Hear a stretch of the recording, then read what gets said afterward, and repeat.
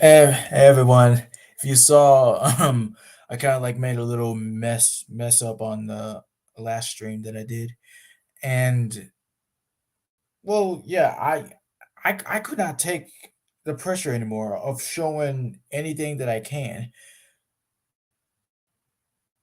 Uh, I mean, like it was going good for a start, but then I was just feeling like okay, I have no idea what I'm doing, so I'm just gonna go on out because once again, I just ran out of stuff to show. Any stuff that's at least passable and not really copyrighted so that well at least everybody can get a chance to just see what they want because that's what I tried to do for I eat sleep and breathe nostalgia. Like I don't mean to like cause any freaking claims or stuff. It's just stuff just happens. It's just way too much fun. It's never too fun to just well yeah, it's safe to do it in private, but when um well that's when I can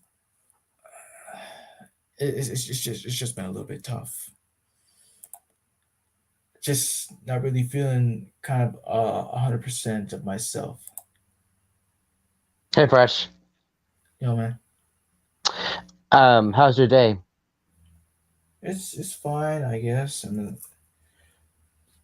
I like once again some stupid dream just making me feel like it's gonna happen in reality because I had said one time that freaking dreams could like predict reality. That's what's been like happening to me lately. So What just was your dream?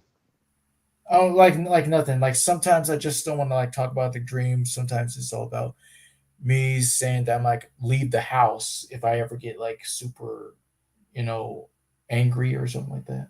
Oh, I see. I see. I had a pretty good day today. I went out to town and stuff, and I don't have the game yet, but I do have the Portal for Skylanders Trap Team. So when I get the game from Amazon, I'll be able to play it. Good on you. Yep. And I already got one of the figures, Food Fight. Can't wait to play on Zim soon. Turns out well. Yep. And I got some new stuff from Hobby Lobby. Let me just turn on the whole light. Boom. I mean, if it's enough to just own as many, um, let's see, yes, upping the mini posters, I guess, since this is a kind of a trend here. Well, I'm just doing something different. That's actually outside my room because there's barely any room for any of my posters except for the ceiling. So, yeah. And Yeah. and I'm already on season 2 of Batman Brandon Bold, and I finally saw the episode of Music Meister. And what did you think about it? Well, it's actually pretty decent. Yeah, James Taylor, Gray Delisle, and Neil Patrick Harris, they did wonderful in their singing. Yes. And me and mom on DVD saw Clifford the Big Red Dog. And how did that go? I mean, like, was it did it suit well for you? It actually, sorry, excuse me, my throat. It actually, Jesus. It's actually pretty, really good. Yeah. My mom got from DD Walmart a few weeks ago, and we started watching it. Was it yesterday? Yeah, yesterday. Yeah, and it was really good. I'm glad. hmm And can't wait for Scene 2 to be on DVD so I can see that. Oh, wait. So I I thought you were talking about the movie. So you mean just the show? I mean, wait, what? Like you mentioned Clifford the Big Red Dog. Like I thought you were talking about the movie, but since you I said it's am talking season about the two, movie. oh well. All right, then it's season two of what? I said Scene 2. Oh, see, oh well. just flip flopping over there. I meant to say sing to. My throat's probably making you think you can't hear me. Well, yeah, like I get this freaking stuff all the time about whether if if I, or not, like I need help with an emergency and stuff. It's dumb. hmm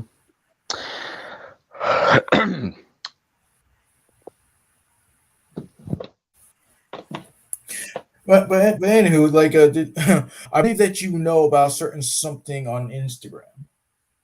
And what's that? Oh, I believe you know two guys that we know. You know Finish in the the for producers. VO company. VO company. Oh, voiceover company.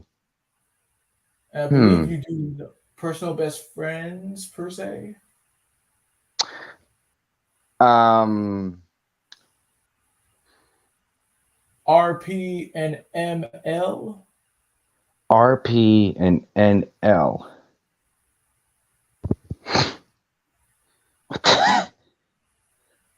RP and NL. Okay, I give up. Dude, it's so easy, okay? What about the following? How about Animaniacs, Pinky and the Brain? R. Oh, Rob Paulson and okay, so I got Rob Paulson and oh M letter M. I thought you said N. Okay, so and why are you talking about them?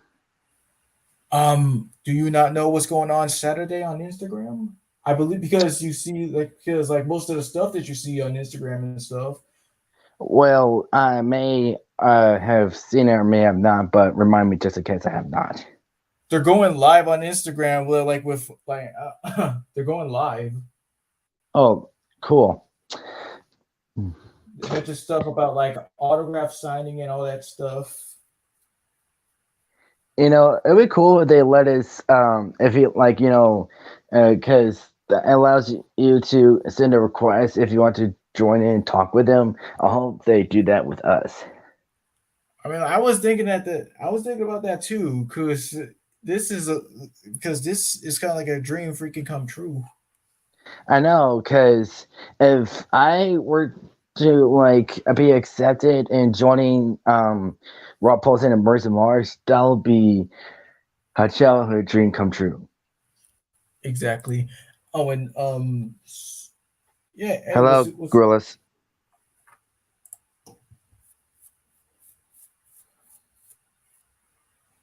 so yeah, like in addition of that, I was just watching like any moments where fans and were just meeting with famous people and all that stuff just as good as I could, but I was just That's getting cool. kind of lonesome a bit.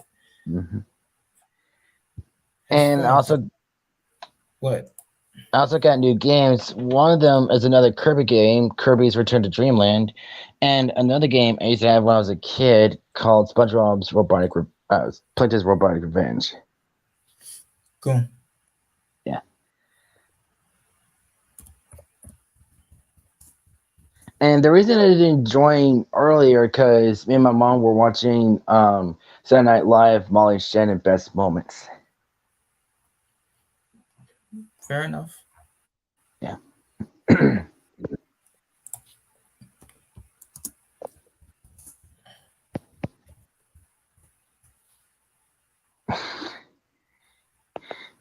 Yeah, it was here before. But, oh, I mean, like, I guess that's like one of them, and there's another. Okay.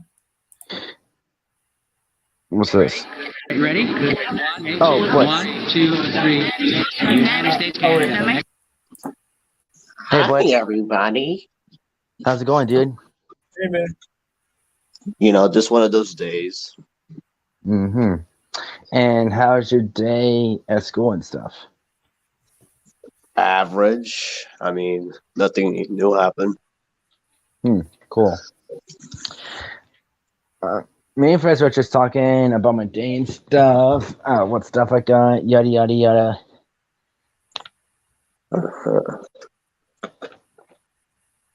And Fresh, also from Amazon, I got 2 Pokemon model kits, Pikachu and an Eevee. Hmm. All right. Yeah, I'm about to work on Pikachu right now. Let's just open it up. Oh, hmm. Huh? No, I didn't say anything. I'm just grunting. All right, so Bliss, like, so when you getting the snail crew ready? Originally, I was gonna post to have it today, but I was like, yeah, let me just do it tomorrow. That's fine. It don't matter when you post it. All that matters is you get it done, like Fresh says. All right then.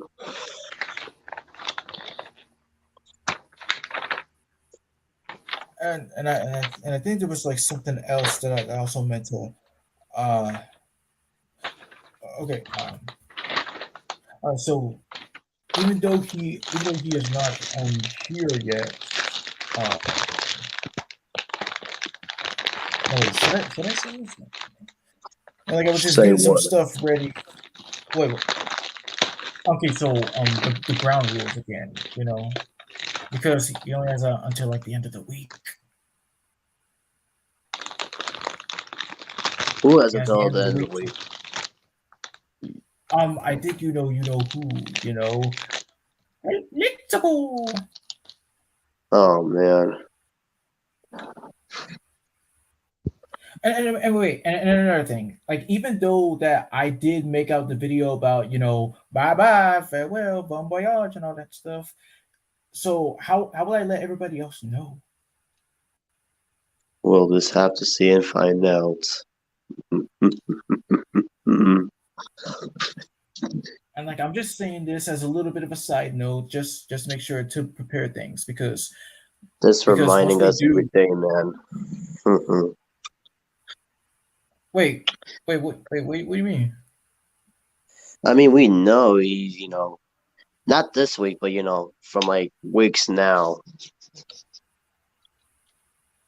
Yeah, I mean, yeah, just I mean, like I'm just all it is just gathering stuff for our documentary. Oh man, does he have to be involved with this or what? Look, I'm just saying this one thing about like how will I let everybody know instead of just like we just like appeared out of nowhere without no explanation and stuff. So so like I was just wondering how will it go? And another thing, this has involved everybody because we won't be able to get everybody in this document because busy schedules.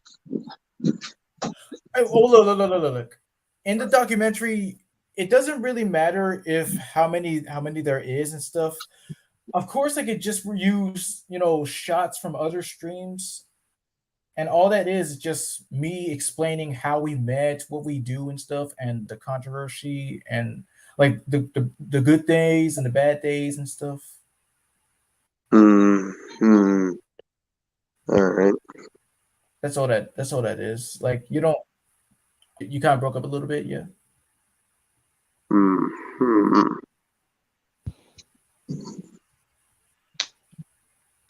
And of course, to make it not that much quote unquote boring ish, I was just trying to like think of like, people use kind of like character quotes to, you know, express what they're saying. it Oh and man. Oh wow. Dude, He said exactly just character like that. quotes. Perfect example. Perfect example. He said character quotes. I was helping. Yeah, just like that. Because I've been watching this dude who reviews movies and stuff, and he is as funny as the other guy who you don't like. Oh yeah, the pedophile. Okay, even though that did like happen and stuff, I mean, like, could you give me a reminder about like when did that happen again? Like, So I know okay, like I read about this. Like, he was very abusive to like all his employees in the past. I'm still surprised he's married at this point he's still married? since 2012. Wow. And you do know who you're talking about, right? Because Hmm. Because think about it, he kind of looks like one too. Like, does he not give you that feel? In a way, kind of. See, he gets it. And okay, also, what, what? uh, Blitz. I'm already on season 2 of Batman: Brave and the Bold, and I saw the episode of Music Meister. Nice. Yep. And have you seen Clifford the Big Red Dog movie yet, Blitz? No. Why? You seen it? Yeah, and it turned out pretty good. And it has Tony J in it. Tony J. How Wait, does that? wait, no, no, no, How does Tony that? Hale. I mean, Tony Hale. I don't know why I said Tony J for. I was about to question, like, oh, Tony Hill. Okay, that's cool. Who does he play? A bad guy. Of course. Just like, what was that one movie with him? Alan What? Alvin Chipmunks. and Chipmunks, road trip. Yeah. No, That no, no, one? no, no.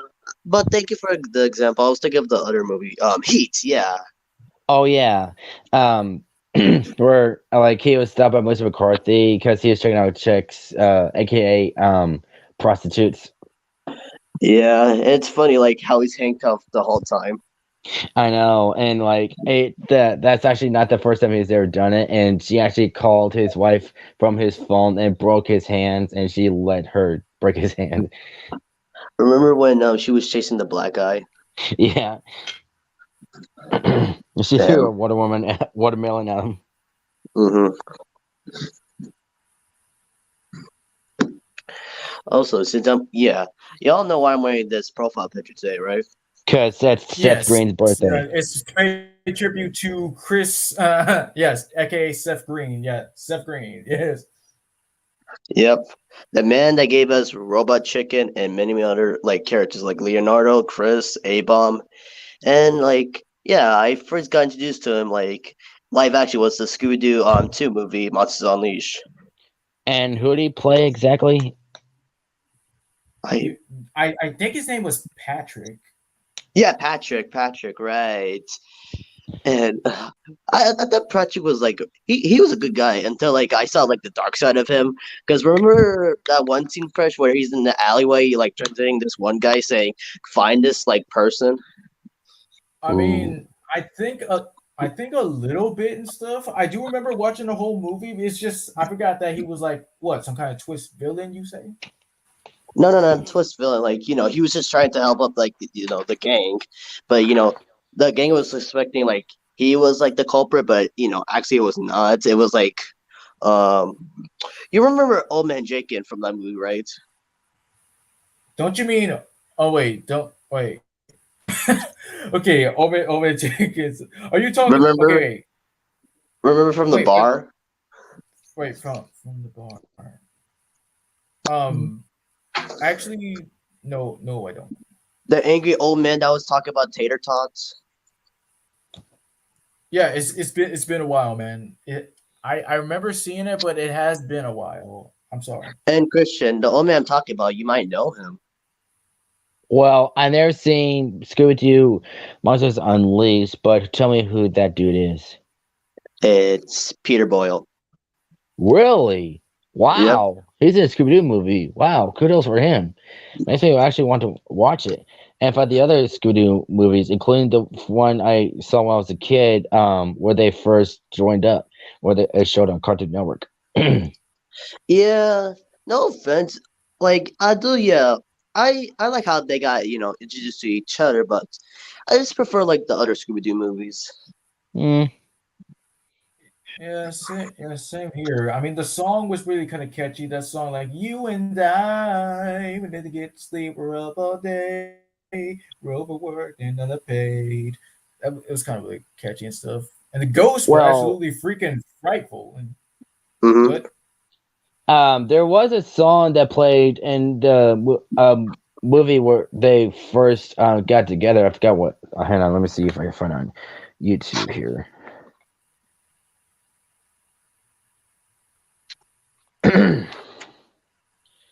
Let's see, Scooby Doo. Oh, remember the other Scooby Doo movie was Scrappy though. You're Crappy talking about Doo. the one from 2000, exactly from 2002, right? Yeah, and were you kind of shocked about his transformation though, Yes. God, it bro? was ugly.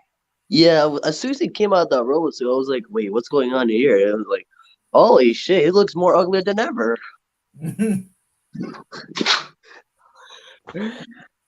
But yeah, Scott did good.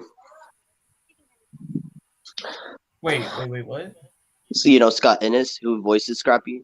Scott Innes. Oh, right. But still, he did good. Well, I only knew him as only like Shaggy and Scooby, but I forgot he played Scrappy, right? Not only Scrappy, he also played Fred. He did? Wow.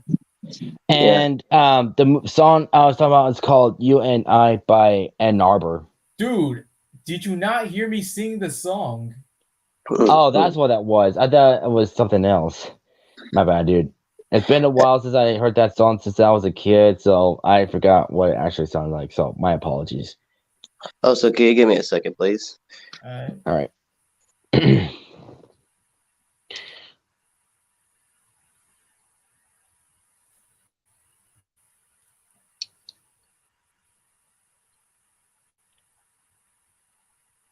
I mean, I guess I could just let it slide a little bit because yesterday I was tripping a little bit myself, and I just, uh, just can't let it get the best of me. Oh, frick.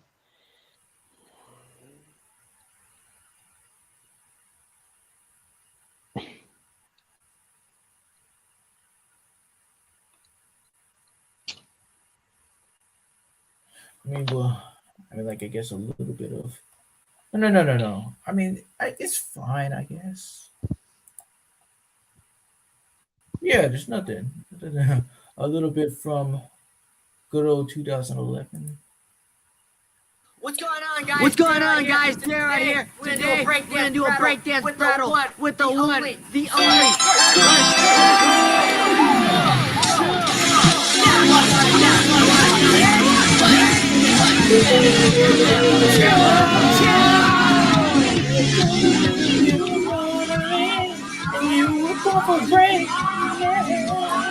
God.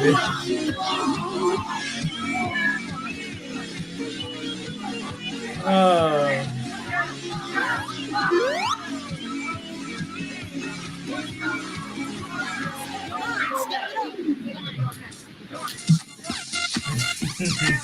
Party rock anthem.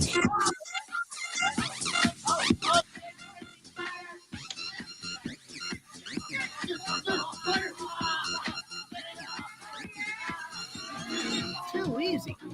Piece of cake.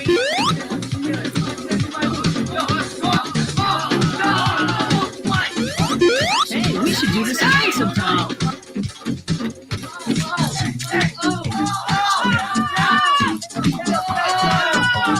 You're too slow.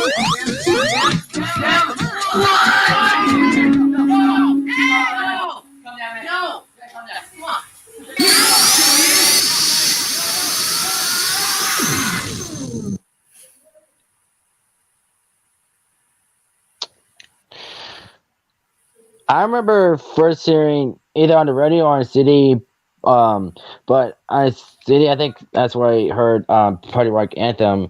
Remember those kind of CDs? That's why they call 'em music, something like that. Let's see. I guess if you like know what you're saying, so.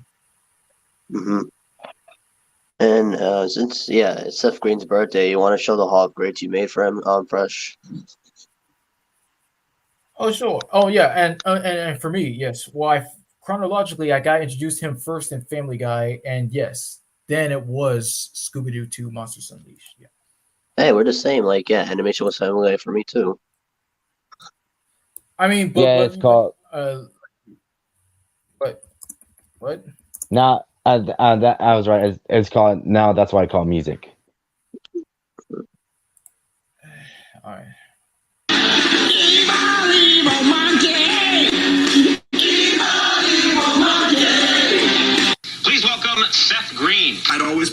acting and had the most success with it. And that's really what I feel like I do. That's my first love. His normal voice is like a combination with Chris and What Leonardo. was the bear's name? He is. There he is. I don't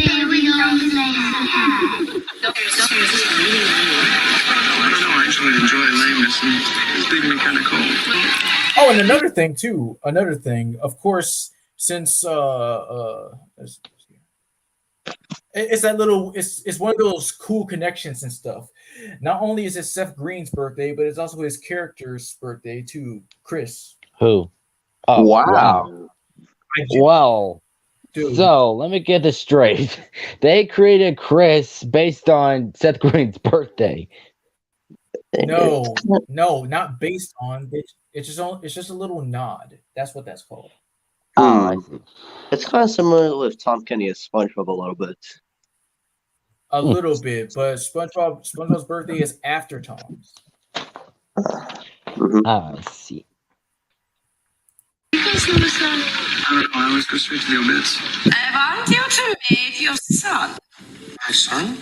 Yeah.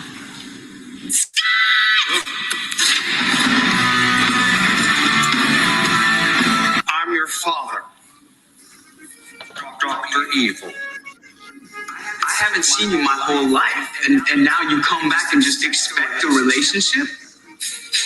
I hate you.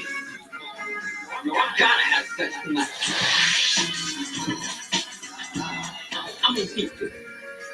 They say here 90% of honeys in UCLA sexually active. 92% of women in Los Angeles are UCLA walking around going, Very nice to meet you. I hope you'll be working closely with our Velma on this ever-expanding exhibit. Listen, Velma, I know that you're serious. Just an adventure with international intrigue and all. Look, it's Leonardo winning. Yeah. And strange and coincidentally, Leonardo and Wendy, they're both 15. So, Exactly. Yeah. And another ironically, he's wearing a blue suit, which is foreshadowing years later where he's gonna play as Leonardo. Like Serena, afraid that somehow it'll get draped over my head. It's very pathetic. It's very sticky. Rock and roll music into the show, okay? That'll jazz it up a little bit. What? Oh, no, rock and roll is great. I mean, the kids, they need the rock and roll because they gotta do their crazy dances. I mean, you know what I would do? Who was the one in the glasses? No, not this clip. The other clip. Yeah. Oh wait. What do you mean other clip? Then the one from before. What do you mean? You know the Okay, one. Yeah, this scene.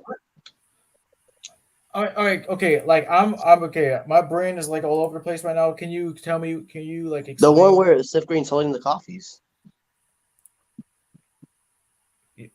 What you mean? Where? Yeah, this guy. Why does he look familiar?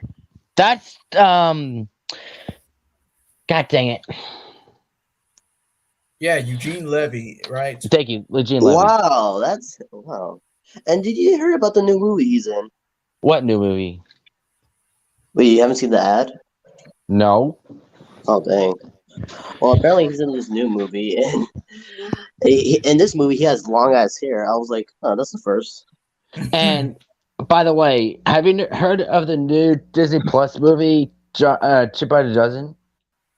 No, what's it about? But it's like the other Chip by the Dozen movies, except different. Like Dax Shepard's in it, and married to a black woman. Oh. Mm-hmm. Yeah, and then what? And have you seen the Cuphead show trailer? No.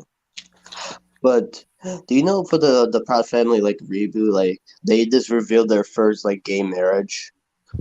What? Oh, who was it? What do you call it? I think it was the boss. Like he was like, "It's my husband." Oh dear. Hey, that's I mean, almost I like don't have a shocking. problem with it. What? No, I said I don't have a problem with it. Like I never watched the original cartoon. Like Fresh, have you? No, no. Me neither. I've seen the theme song of it. Yeah, I know like some of the cast members, but I never watched it. But when they came out with this reboot, I was like, years later, hmm, pretty neat. Like with the, I actually like the new animation. Yeah, it's pretty clean. Hmm. And Disney, they're gonna have LGBTQ. You know what I I mean, mean? I don't have no problem with it. Like, do what's best for you. Yep.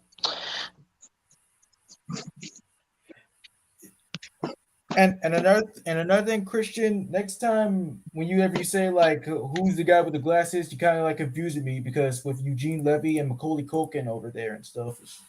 I thought that was me. Oh well, okay. Well, my brain is once again is messing with me. I'm not really that much. I'm not really fully 100% me right at the moment. It's just But it just. was, well, it's so cool that Seth Green was in a movie with him. Oh yeah, I mean, like it was a decent movie. It was called Changeland. It was like it was okay. Never heard of it. Shocker. Don't go. I don't have any friends. And he was also in another movie with him. Wow. Wow. Wait, what movie is that? Called Party Monster. Hmm. Wow. The road of excess leads to the palace of wisdom. Willie, that's really all you need to know. You guys like flesh-eating zombies, back from hell, ready to exact revenge, is that it? Why would we go to hell? Duh. We weren't in hell. I mean, there was this big bright white light at the end of a long tunnel, right? And there were all these voices. Okay.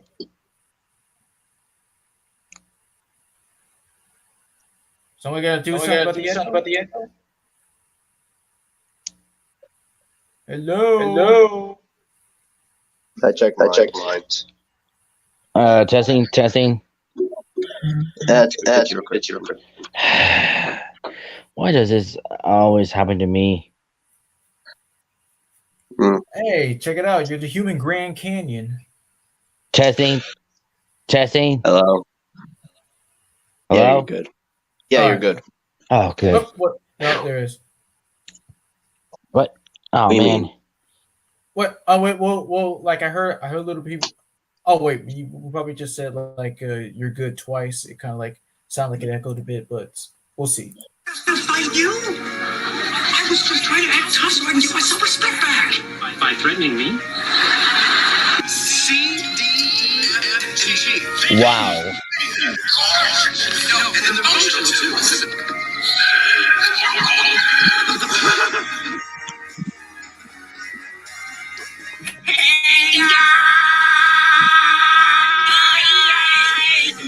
Oh yeah, I remember that. I mean, of course, yeah. I was laughing, but I was like, "Dang it, Chris! It's the freaking like, oh, say, can you see blah blah blah and that stuff." Yeah.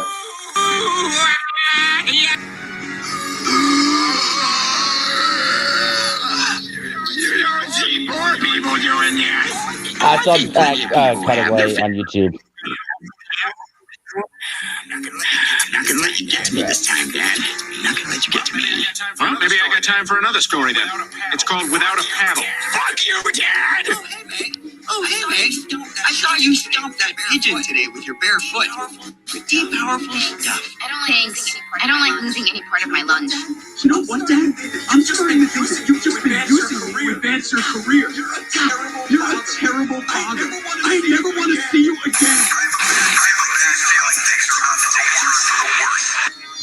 I put you on the spirit plane, and one day I'll beat you in the real world.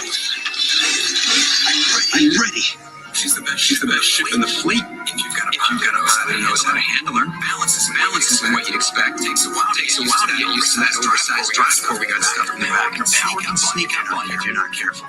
Thank you for joining me for another tale from the Sense Acting Experiment.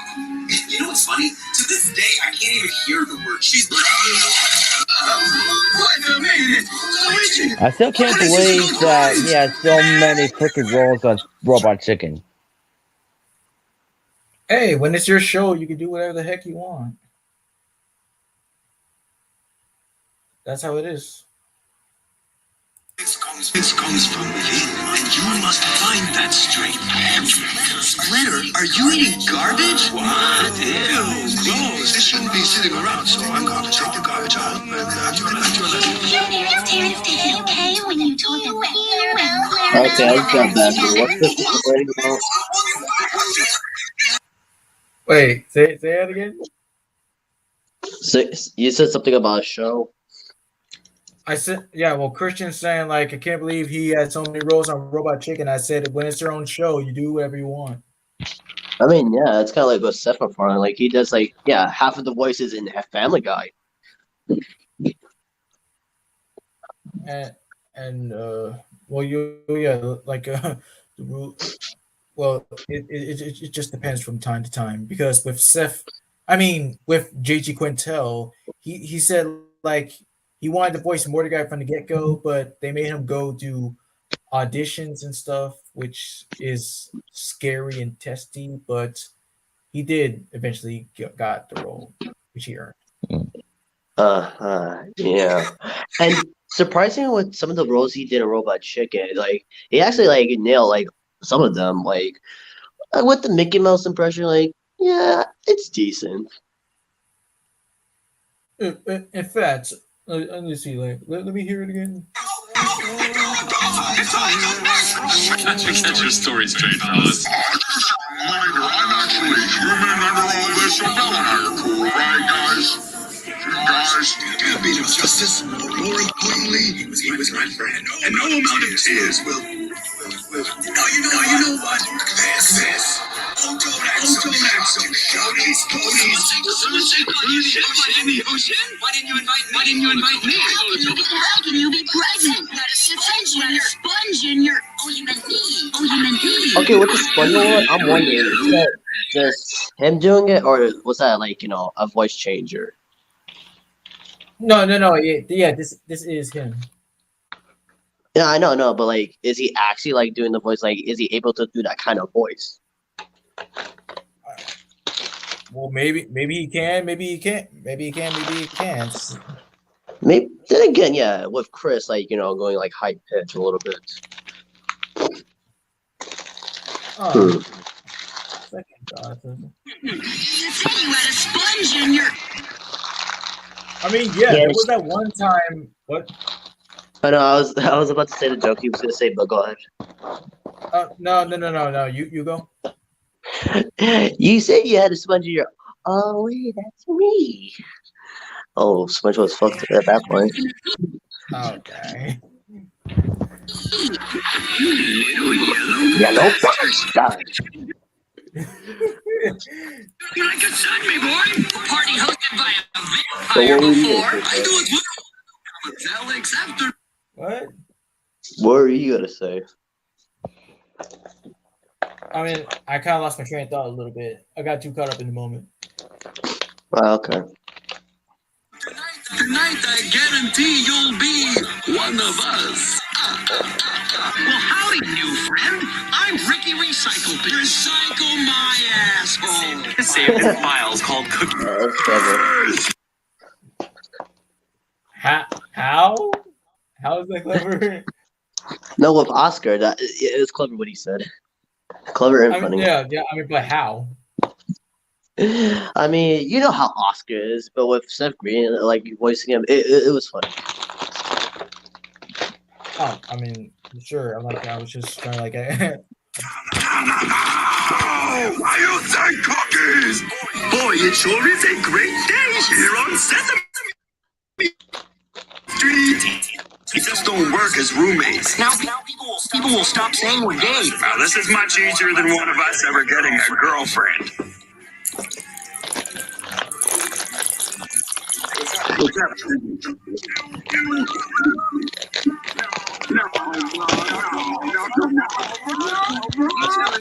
telling me you broke the time machine? Wait, honey, if you steal. Watch your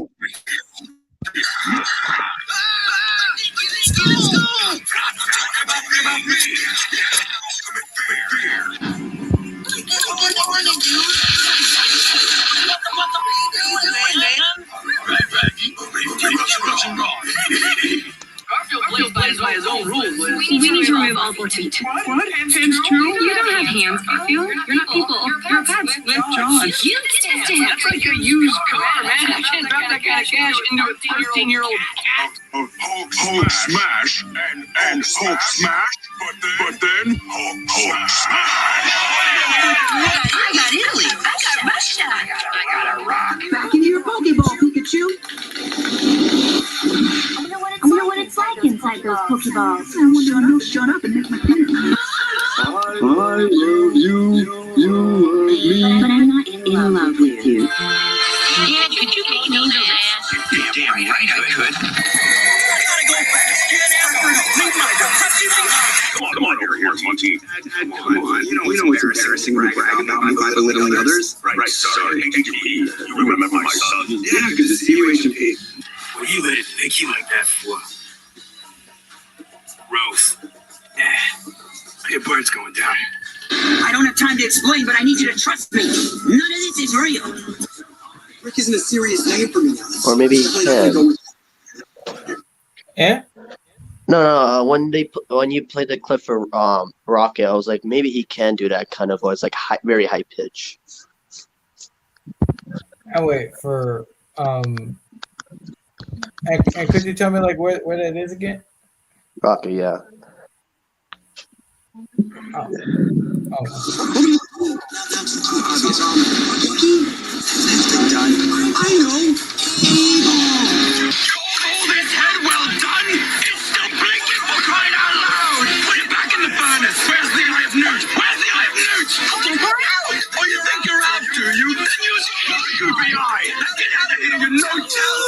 Well, once again, the Cosmic Cube is in safe hands. You? Why moping like that? There's much fun to be had with a cat in the hat! Such as you, Ranger Smith. You'll never get that family's picnic basket, you Sorry, Judy, I'm just coming to the end of the stairs now. Yeah, the motor stairs. That's right. I'm almost at the bottom, so I gotta get off. Okay, I gotta keep going. All right, Slimmo, no tricks. We're gonna go inside and find my sister. Nice and easy. That is literally LOL. Hurry up, Lonnie. Where are we going? The mall? You're literally hilarious, Lincoln. We're going to Dairyland. It was your idea. Okay, Boyd. I'll do it. I'm yours. You're mine. Whatever. Good call, babe. Your prince is gonna sing to you every moment and every single night. Are you ready to make like a monk and not win? Were you trying to be clever? Because that didn't make sense. Yeah, well, so what? Neither will you when I get done with you. I'm sorry, what you just said. I can't wait to cross the road.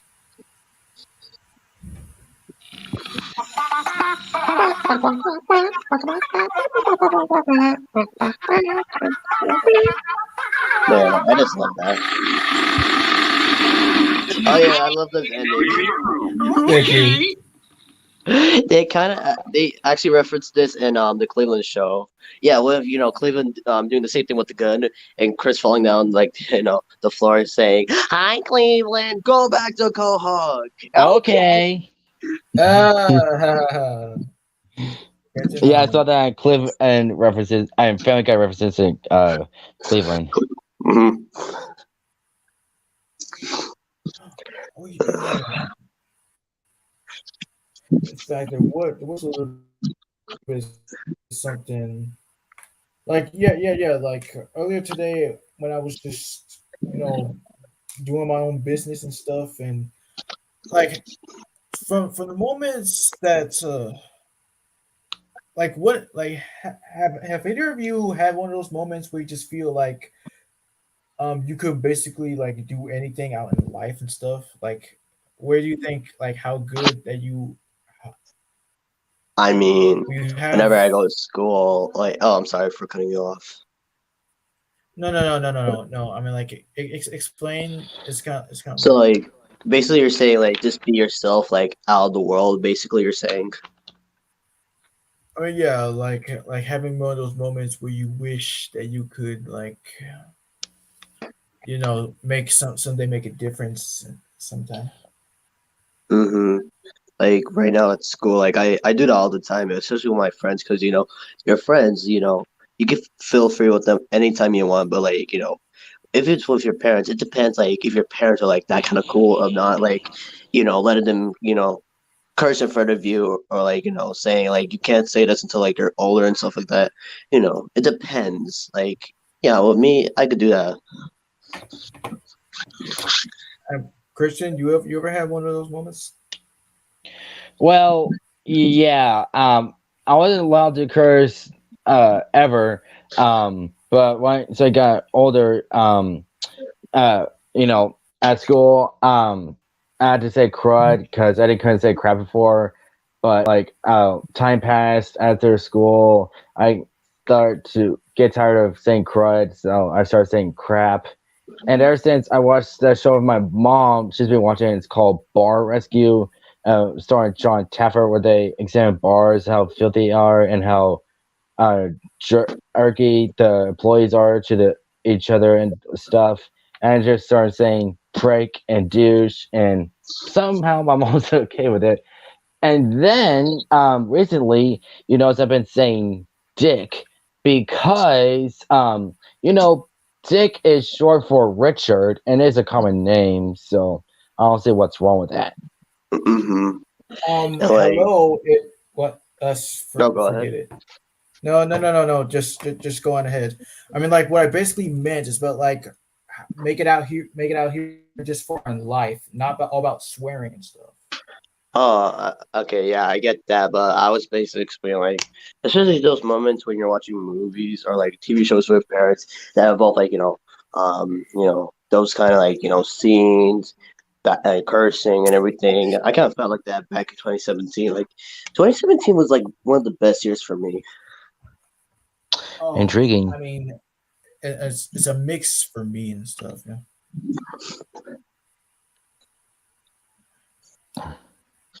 I mean, if there's like some kind of like contest or like talent show out there, like you know, I I would like to participate because why not? Because this is a one chance you could get, and making a lot of people laugh. Yeah. Oh But you yeah. have to, No. Go. yeah, but you have to know, like how to make them laugh, like how to make, tell the right jokes. So I mean, because you don't want to accidentally offend the person in the audience. You know what I mean?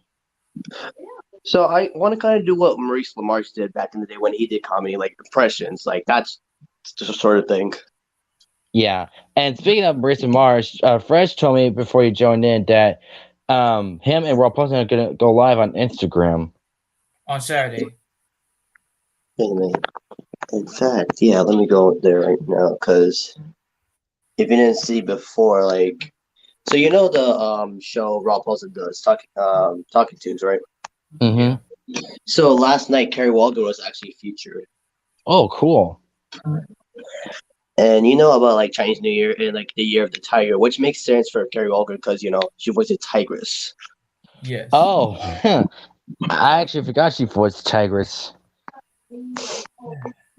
And yeah, I see the post right now. Rob Paulson's like page, yeah, live autograph signing link in bio. Nice. Nice. So, and I told Fresh, hopefully, I don't know if they'll do it. Sometimes they do, sometimes they don't.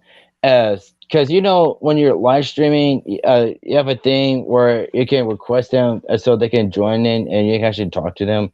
It'll be cool that Saturday they can actually let us in. Yeah. That only that can only depend on like who stranger danger, like kind of like what happened to me on Instagram, but I found a way back on. Long story. I'll talk about that later. But it's Yeah. basically all about being safe about who you bring in, because you might not know if you're going to bring in a fan or a hater or some freaking idiot that might pull some dumb stuff. Yeah, you have a good point there. And fun fact: today is the anniversary of the 2003 version of TMNT. Wow. Impressive. 19 years. 19 years of 2003. I'm impressed, man. Mm-hmm. It was one of the best TMNT shows I seen, like, because it was like mostly dark theme. Like, that's what I kind of like about like these kind of like cartoons. Kind of like what Ben 10, like Alien Force. Like, it was like dark theme, which I kind of liked. Yeah.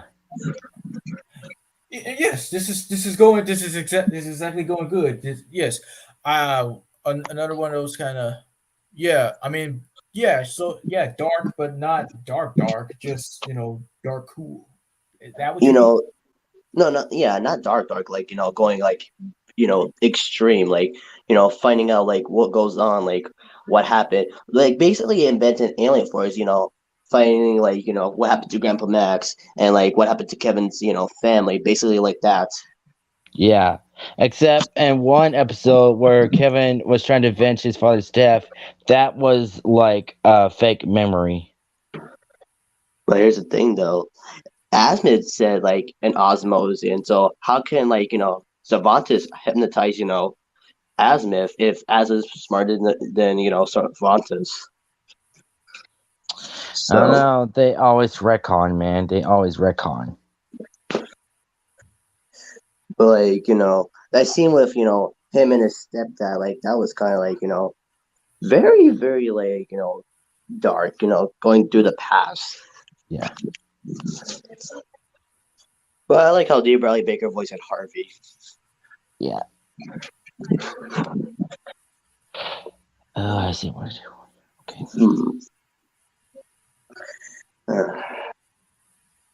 Of course,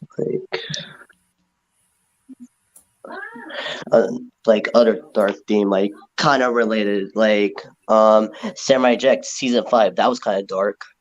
Yeah, Yes. especially when they started doing blood and stuff. Yeah, but like in a way, they were kind of right about that. Like adding more accent to it, like bringing more like stories to it, like until like the last episode where like Samurai Jack actually like defeated Aku once and for all. Wow.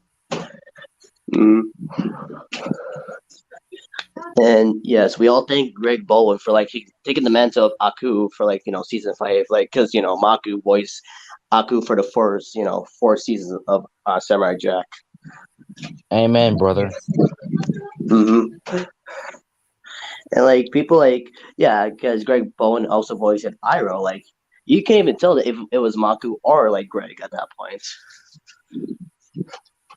Like, and that's exactly like a perfect spot on impression to make them think like, oh hey, it's like it's like the guy never even left or something. Right. Like, okay, for example, like Gilbert Graff. Oh, sorry, excuse me for 1 second. All right, I'll finish when he comes back.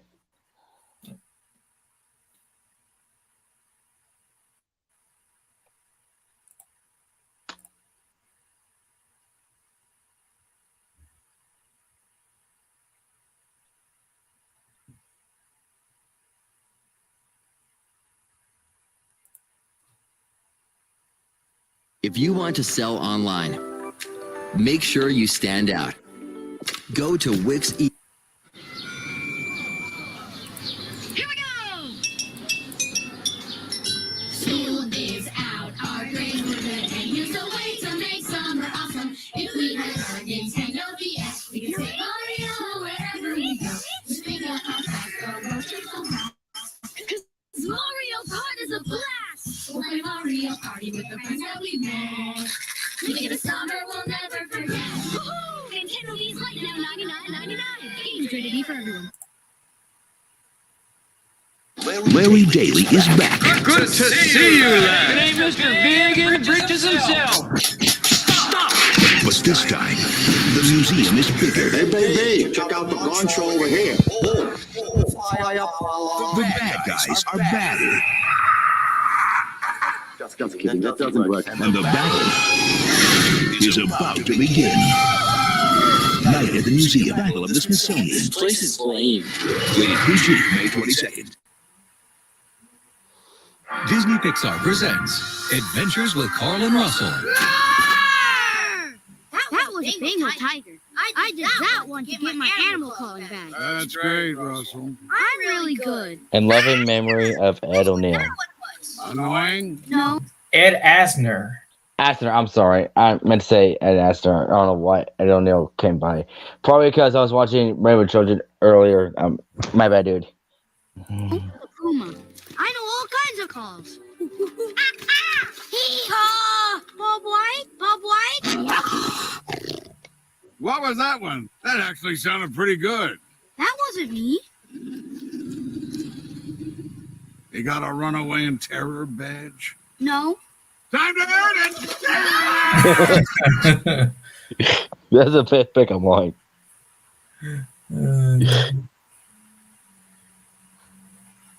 On September 18th, yes! Something big is coming.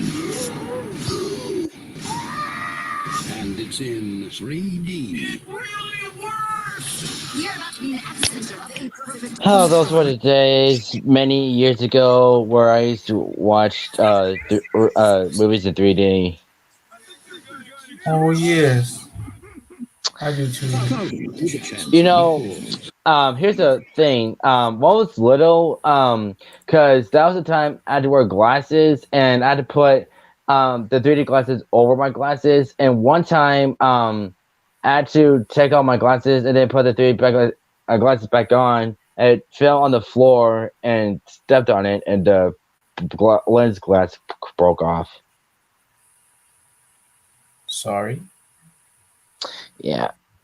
And then we stopped watching 3D because they were just too expensive. I mean, But, I man. remember even what? But oh man, was the 3D effects awesome? Because like I remember when I was little, I kept like touching the outer screen, kept trying to touch the people that's coming right at me. I mean, I believe that the only 3D movie that I ever saw was Up during the time.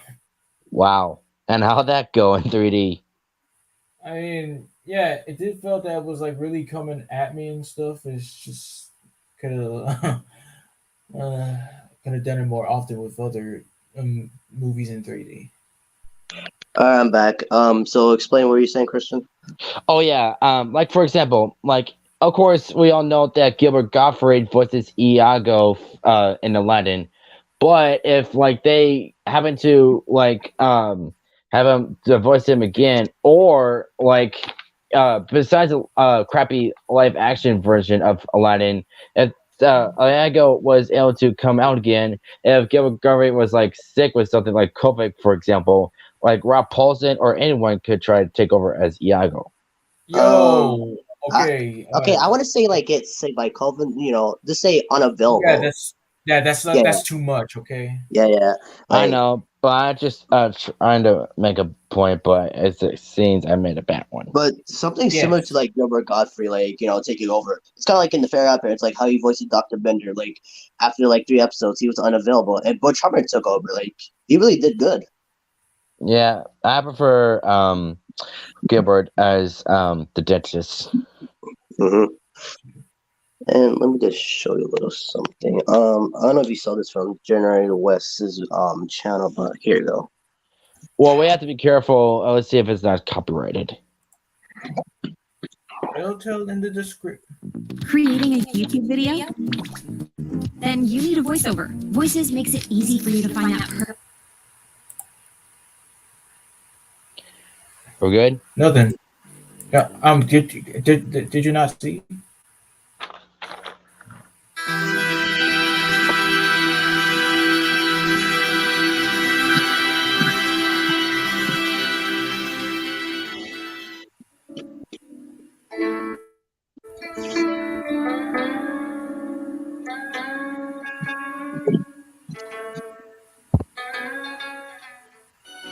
Fire is the element of power. The people of the Fire Nation have desire and will, and the energy and drive to achieve what they want. Earth is the element of substance. The people of the Earth Kingdom are diverse and strong. They are persistent and enduring. Air is the element of freedom. The air nomads detached themselves from worldly concerns and found peace and freedom. Also, they apparently had pretty good senses of humor. Even if I did defeat Ozai, And I don't know that I could. It would be the wrong way to end the war. Yeah, that's History would spot see it as on. just more senseless Mm-hmm. violence.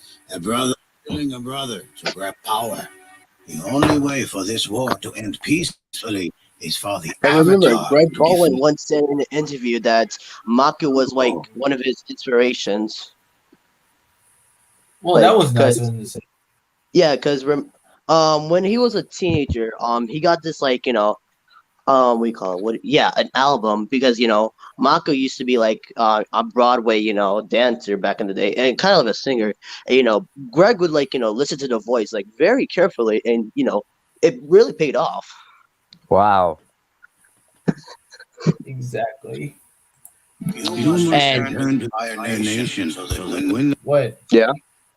yeah, you can't really tell that Greg Bowling wasn't him now, because if you're younger, because you probably wouldn't know that the original voice actor died, then Greg Bowling took over. You probably wouldn't tell the difference.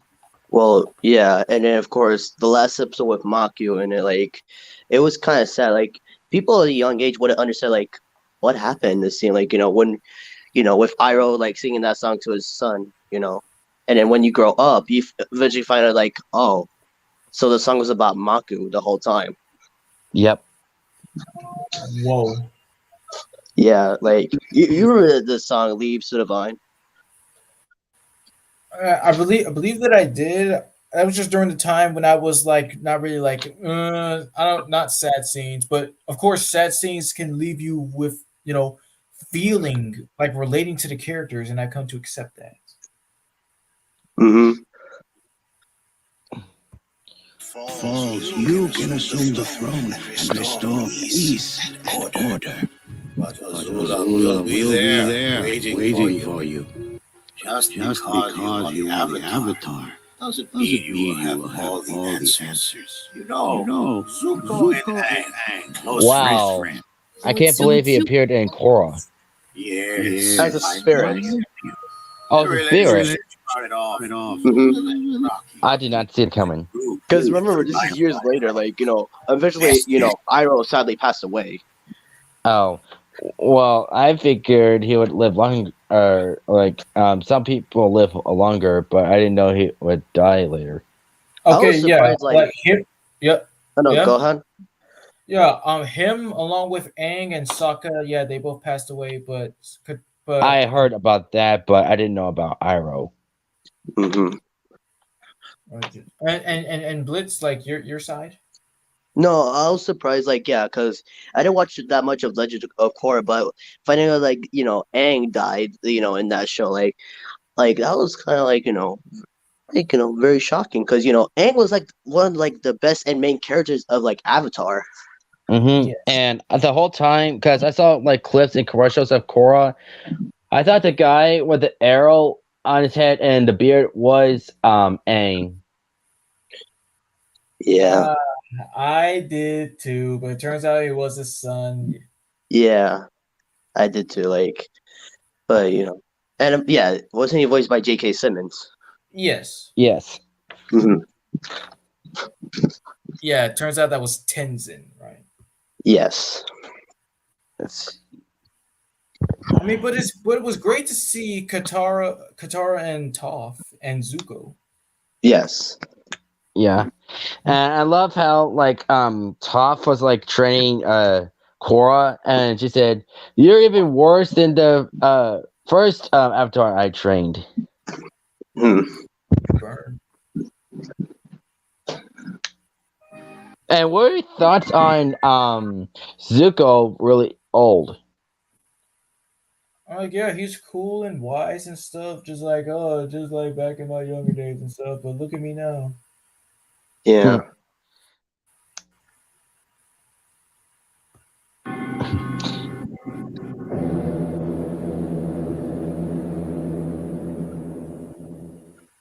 Long ago in a distant land, I, Aku, the shape-shifting master of darkness, unleashed an unspeakable evil.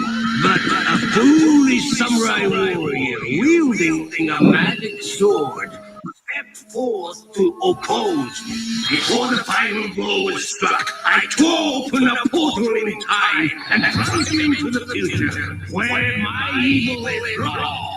Now the fool seeks to return to the past and undo the future that is Aku. Oh, that was the old Aku. This is a new Aku. And he really doesn't care about that pathetic samurai who wanders around like a mad fool. It's hilarious, really.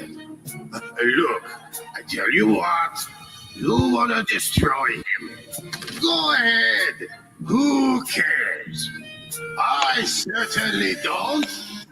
Not one bit at all. You know, Akko's voice speaks Mark Hamill to me. A little. I mean, with I saw this one comic, from the video, like somebody saying like with Greg Baldwin's version of Aku, somebody said it sounded like a pirate a little bit. In a way, it kind of does. But if you guys were to do a Samurai Jack recast, you would definitely have Mark Hamill as Aku. Maybe. Or I had this funny idea because remember I'm doing an episode about Aku like in like maybe a few months, like because we already have this plan. Yes.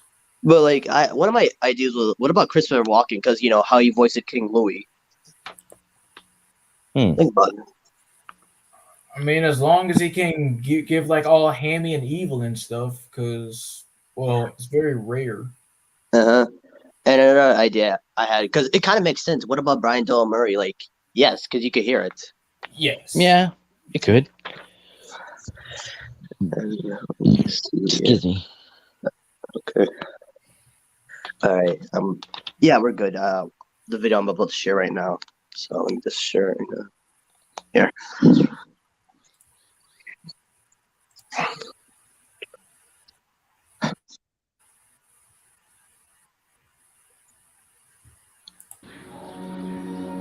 These are the customers you've been looking for. And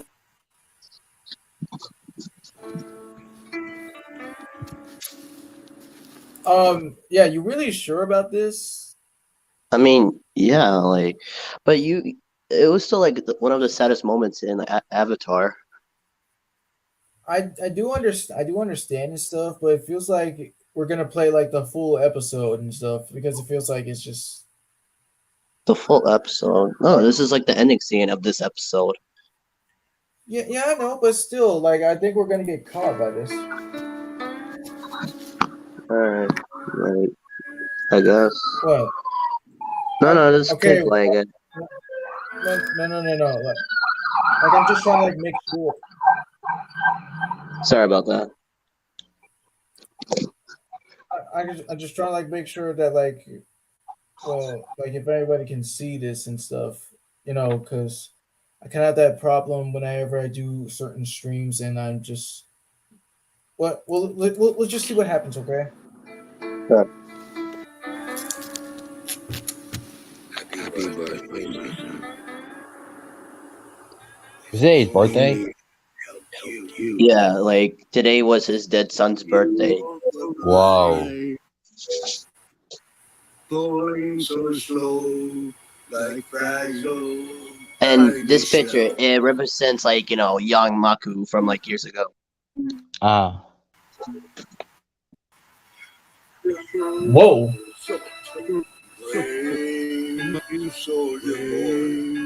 Soldier boy comes marching home.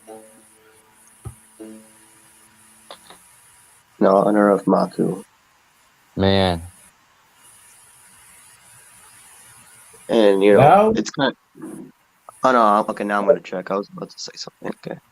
No. I mean, like now I can't remember from back that episode and continue, please.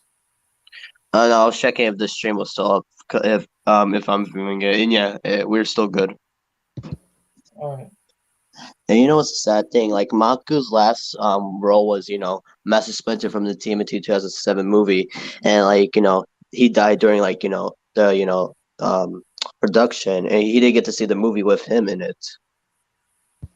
That is sad. Yeah. I bet the cast were very devastated. Yeah, I Like, mean, working with a of guy course, named when somebody I know I was about to say working with a one of the legends, Maku. Because fun fact, he got his own Hollywood star.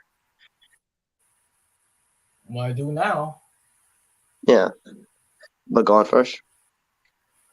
I'm like, of course, death will make you sad. Okay, like who wouldn't? Hey, like somebody said this in one video I was watching. Both Tony J and Maku were born in 1933, and they both sadly passed away in 2006. Wow. Whoa, whoa. Holy cow. Hmm. And I think, yeah, this might shock Fresh if he already knows about it. Let me just go back on it because let's see here. All right, let's see if it shows it.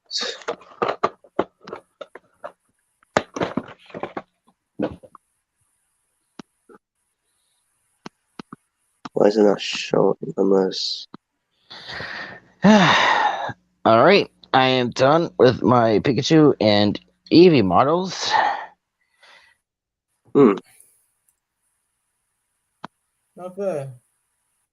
Thank you. I mean, they're not my favorite Pokemon, but I just got them because I like working on models sometime and like Legos and stuff. So I just want to get some to clear off my mind. And yeah, Fresh, you know Oh, Harvey the there. mailman from Hey Arnold, right? Right, Harvey the Mailman. Oh yes, I do. So like his actor, he was born in 1933, and he sadly passed away in 2006 as well. Jesus Christ. This is similar to like the freaking Kennedy curse. Yeah. What do you mean?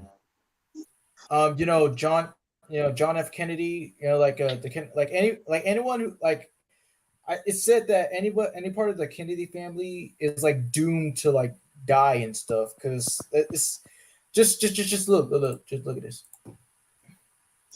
It's freaking scary as fudge.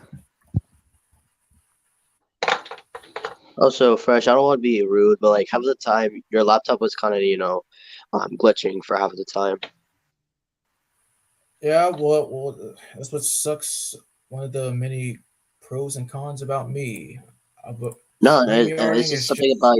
No, I'm sorry, but it was something about your laptop. Like, did you update it by any chance? I mean, not recently. I'm like, can you give me a reminder of like how you do that and stuff? I don't have a laptop. I thought you knew. Oh, well, I don't know. Okay, like, Well, sometimes on your phone or your laptop, it shows you like one update available or something. Yeah, basically like that. But it usually shows on your phone. Yeah, but if it shows it on your laptop, you say, okay, that might help. Mm-hmm. all right. Well, I don't know. So it happened. Just watch. Assassinated before the agreement could venture for space exploration. However, Kennedy was assassinated before the agreement could be finalized. On November 22nd, 1963, during a motor procession in Dallas, Texas, President Kennedy was killed when he was shot by a sniper's rifle. Lee Harvey Oswald was arrested and charged in the assassination of the president. Though to this day, there remain countless conspiracy theories as to the actual perpetrator of and reasons for Kennedy's death. Kennedy was the youngest president ever to die, and he was buried 3 days after his assassination in Arlington National Cemetery. 5 years later, his brother Robert was also assassinated and would be buried next to him. Later on, Jacqueline Kennedy was buried next to him, and most recently, in August 2009, JFK's brother Edward, the Lion of the Senate, would also join his brothers. Yeah, see? Whoa. That's just cray, bro. Mm-hmm.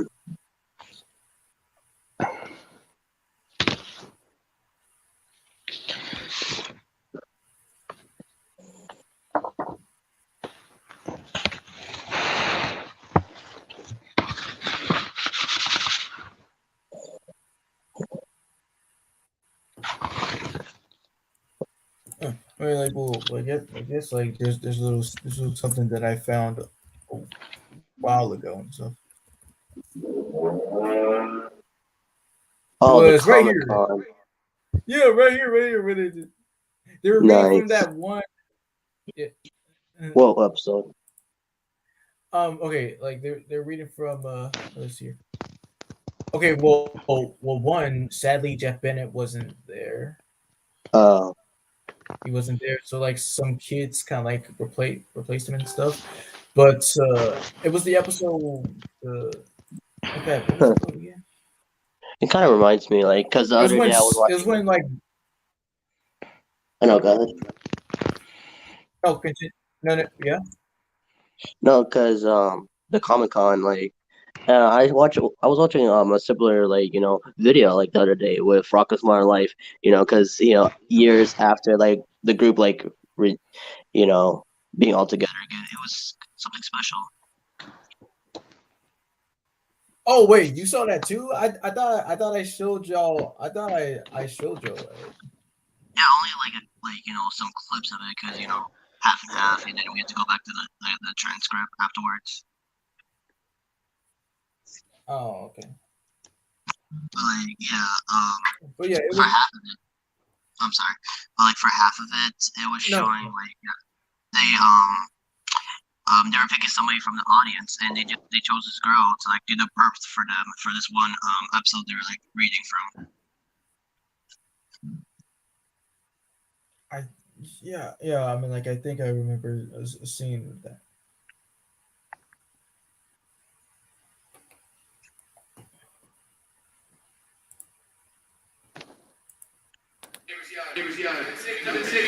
Your roommate to pay all the rent. Here's Caswick's line.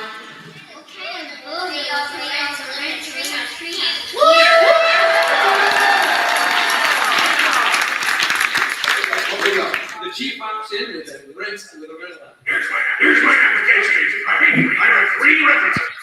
To be honest, 2 of them are English fake names.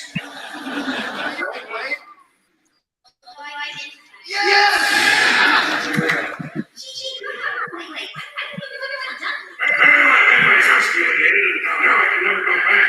I got a Groupon and I wasn't thinking. Awesome, chief. Stay up all night playing video games. Way good if I can make them. I also hate TV, music, conversation, and things. That's why I sleep on the bus to get you a little twist. We gotta move in. Chief, I think you might be better off than Too far with the bus thing. Chief hops away. Leslie slips his application into a paper shred and sends it as you made online. Chief, know that way. Interior to headquarters. Snap, velvet robe, ultra for shoulder. He holds his hand, sadly, puts it in the hip pocket and says, "Hold on."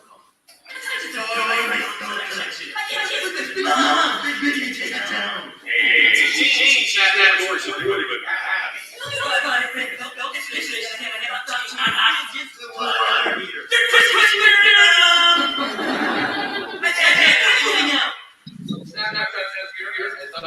roommate appears. Ooh, treehouse. Things are looking up.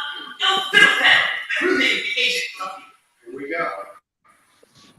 You know, boss, it's could be your chance to finally take our Agent Puppy. All you have to do is disguise your voice so he doesn't know it's you.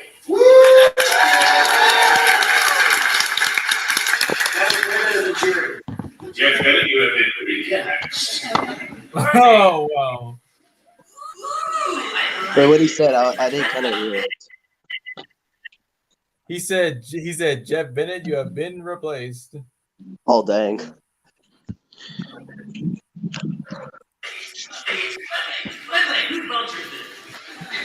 Inside the treehouse, Dudley is sitting at a desk in an otherwise empty room.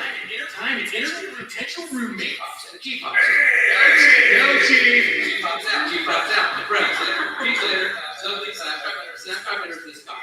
Using Peter Rosen, and format classes, and a biking helmet with Marie. Hello, I'm What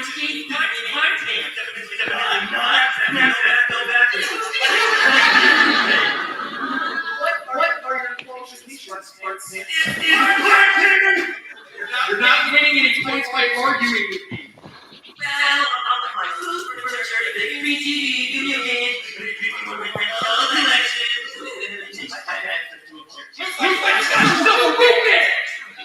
See, I saw the treehouse later that night, and around the season, I was down furnace with everything that the house store, including the big TV and the popcorn machine, and there's a source. Hey, that's me, Evan! I can't believe you brought all this stuff! Yeah, brought it, that's what I did.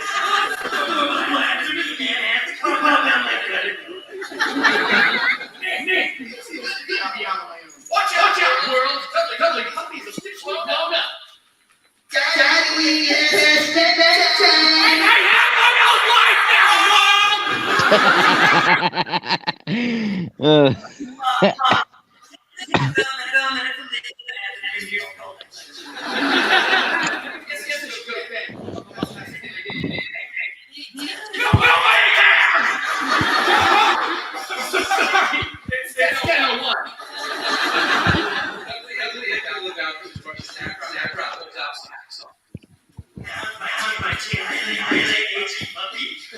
Snapchat cuts a hole in the floor. On the bathroom, there was a rug over. Leslie steps out of the bathroom and walks across the hole as if it isn't there.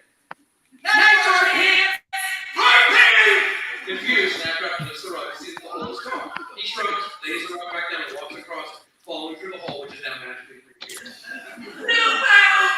Inside Dudley's treehouse later that night, Dudley snores in bed as Snapchat tiptoes toward him holding his sack.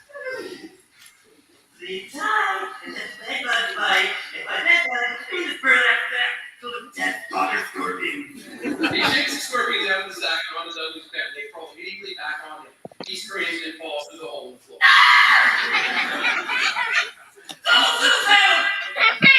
Inside Tom headquarters morning, Kitty Keswick and the chief are on a monitor as Dudley enters. Guys, I got a roommate and he's totally awesome. Even if he does sleep outside and moan in pain all night. Yeah, I'd be happy for you if I weren't living in my desk drawer and sneaking out a bucket of stamps. Anyway, I can't wait for you guys to meet him, so I'm throwing a housewarming party Saturday night! Ooh, I love parties! Unless there's music, conversation, or whimsy of any kind.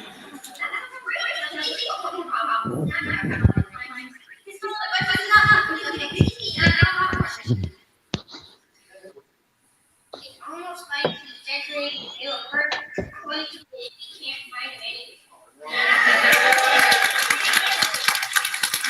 Yeah, so what do you think? Yeah, but it was nice for them to invite the kid to come over. There were two of them. Oh, there was? Yeah, you didn't see the girl? No, I only noticed the boy.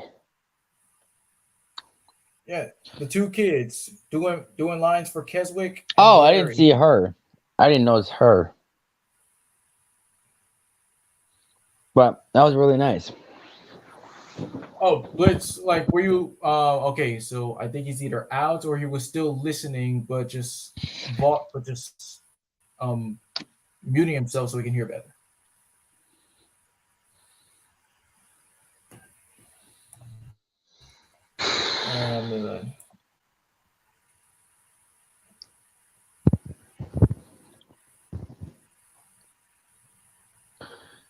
Super Sting.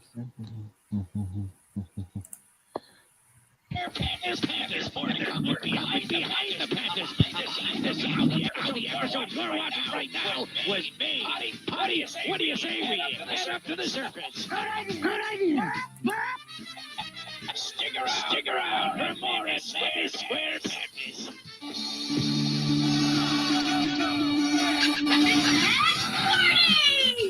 Yeah. This Thanksgiving, tell me all about it. Nickelodeon stuffing you like you've never been stuffed before. With Super Stuffed Nicktoons Weekend.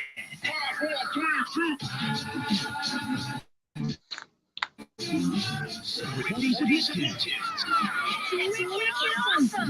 Celebrate brand new SpongeBob. Celebrate big new movies. Nicktoons premieres. Next year's Nicktoons. The Mighty Beat.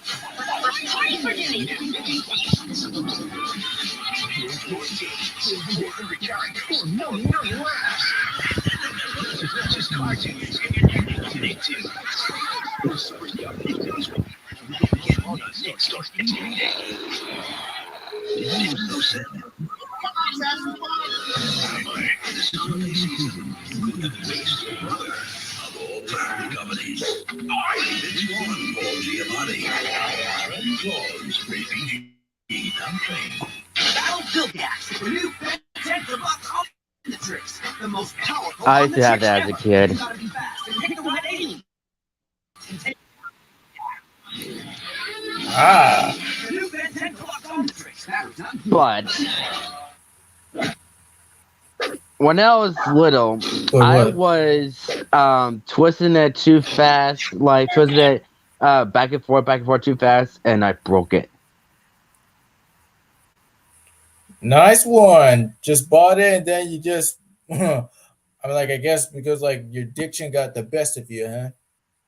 Well, when I was little, I had for a while playing it more, but I was an idiot and twisted it back and forth, and it just broke it. And I was just stuck on Heat Blast.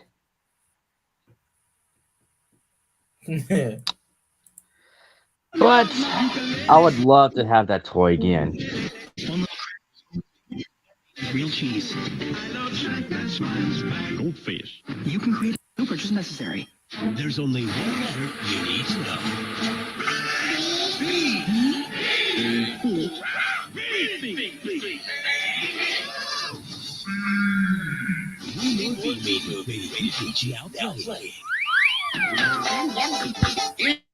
It's a fact of life. Where there are Eggos, there are moochers. That's why you need the Scotia Clever Box disguise. Courtesy of the Eggo Security Program.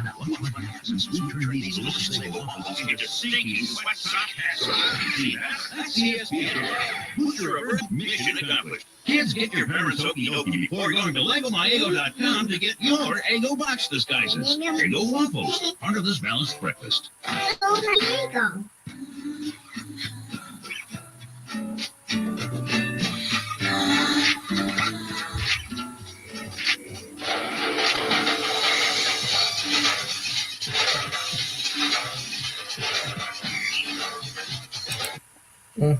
What about this? What was this over there? I think we should explore a few solutions. Grammarly suggestions catch when you're.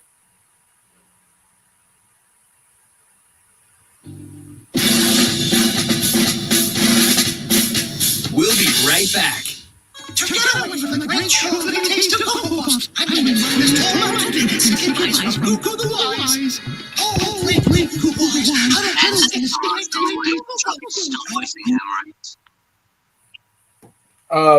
Yes, I believe so. Wait, what'd you say, Blitz? No, I was just questioning like the actor, Chuck McCann, like he's been voicing the character for like years until, his sad passing in 2018. No way. He died? And not only did he voice him, he also voiced the Amoeba Boys from the Powerpuff Girls. Wow. I did not know the voice of Cocoa Puffs died. Who is this replacement? Was it like what his replacement, Roach Smith at one point?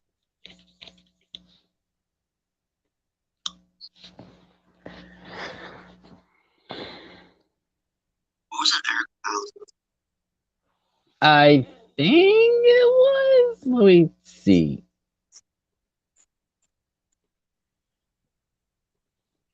Cocoa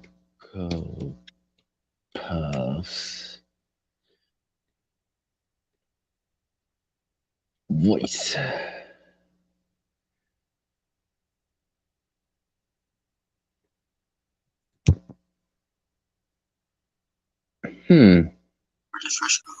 Oh, disappointing. What? Did you not know what happened? I got kicked out. No, I was paying attention to the computer because I was trying to find out Sonny the Cocoa Bird of voices. Apparently, he had 5. Oh, Is- I just got the latest news about Seth Green. One of his longtime pals just celebrated his birthday today. Nice. Yeah, I saw that too. Yeah, and is what the Sonny's voice actors are Chuck McCain, Larry Kenny, Chris Phillips, Tex Breshar, and Dave Shee. There was also Roger Craig Smith as too. I did mention that earlier. Yeah, he did. He did like yeah. Okay, yeah, it shows. Yeah, he did voice it.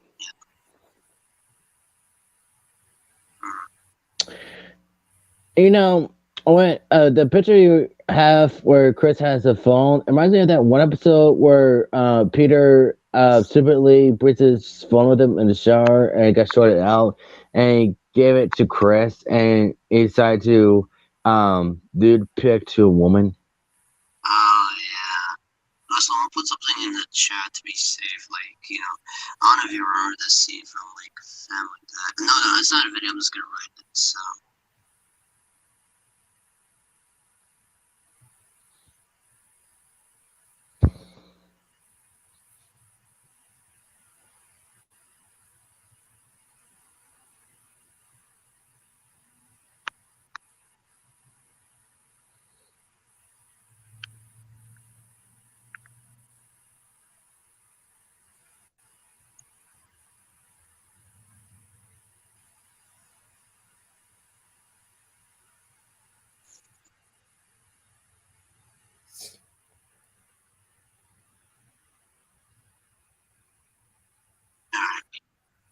All right, remember that scene where it's New Year's and Chris shouting out some animal's name by give? Oh, I mean, kinda. I first heard that, I was like, alright, then. Then again, it is Chris, like, random as.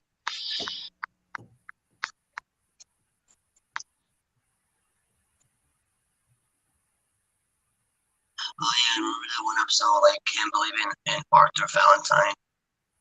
Yes, that was the one that I was trying to mention. Like, yeah, Arthur Valentine and where like Chris, where a long time ago, where it was revealed that you know Peter and Lewis made up Arthur Valentine, and of course, yes, that was Seth still voicing young Chris, but yeah, the episode 2, yeah, that's called. Yeah, that was the other subplot was where Brian also met another dog. And this is, like, from the dog show. Yes, it is. You figure, because, yeah, I remember the ending where, like, Brian was supposed to do that, you know, thing with that other dog, but instead he couldn't do it, so, like, the other dog took over. I remember Quagmire was in that scene. Oh yes. But what I liked most about the episode is yes, the awakenings, reference, and we didn't start the fire. Hey Blitz, do you know question is from DC? Yes, yeah, Jeffrey Combs voiced him. Have you seen the origin video from Watch Mojo? No, but you could just tell me, like, what's the origin? Well, why don't you just watch Mojo about it? It explains more detail about it. Like, I'm guessing, like, he became a villain, like, his early ages, or, like, what happened? No, he's a detective and is doing crimes and stuff. But he puts on a special face mask. Puts on a special gas thing that stretches his clothes and hair. I don't know if it's safe to show it. Either show it live or wait till it in the stream. I mean, well, I've shown Watch Mojo before, so. All right, hang on. Let me go ahead and find it and put it. And But they do sometimes show clips. I mean, like wondering if how long they play them and stuff. So we just gotta be careful with that. All that matters is just the origin. Mm-hmm. Let's see. No. Yeah, just search it up. Okay. Share. Copy link. Go back. Press chat. And here you go.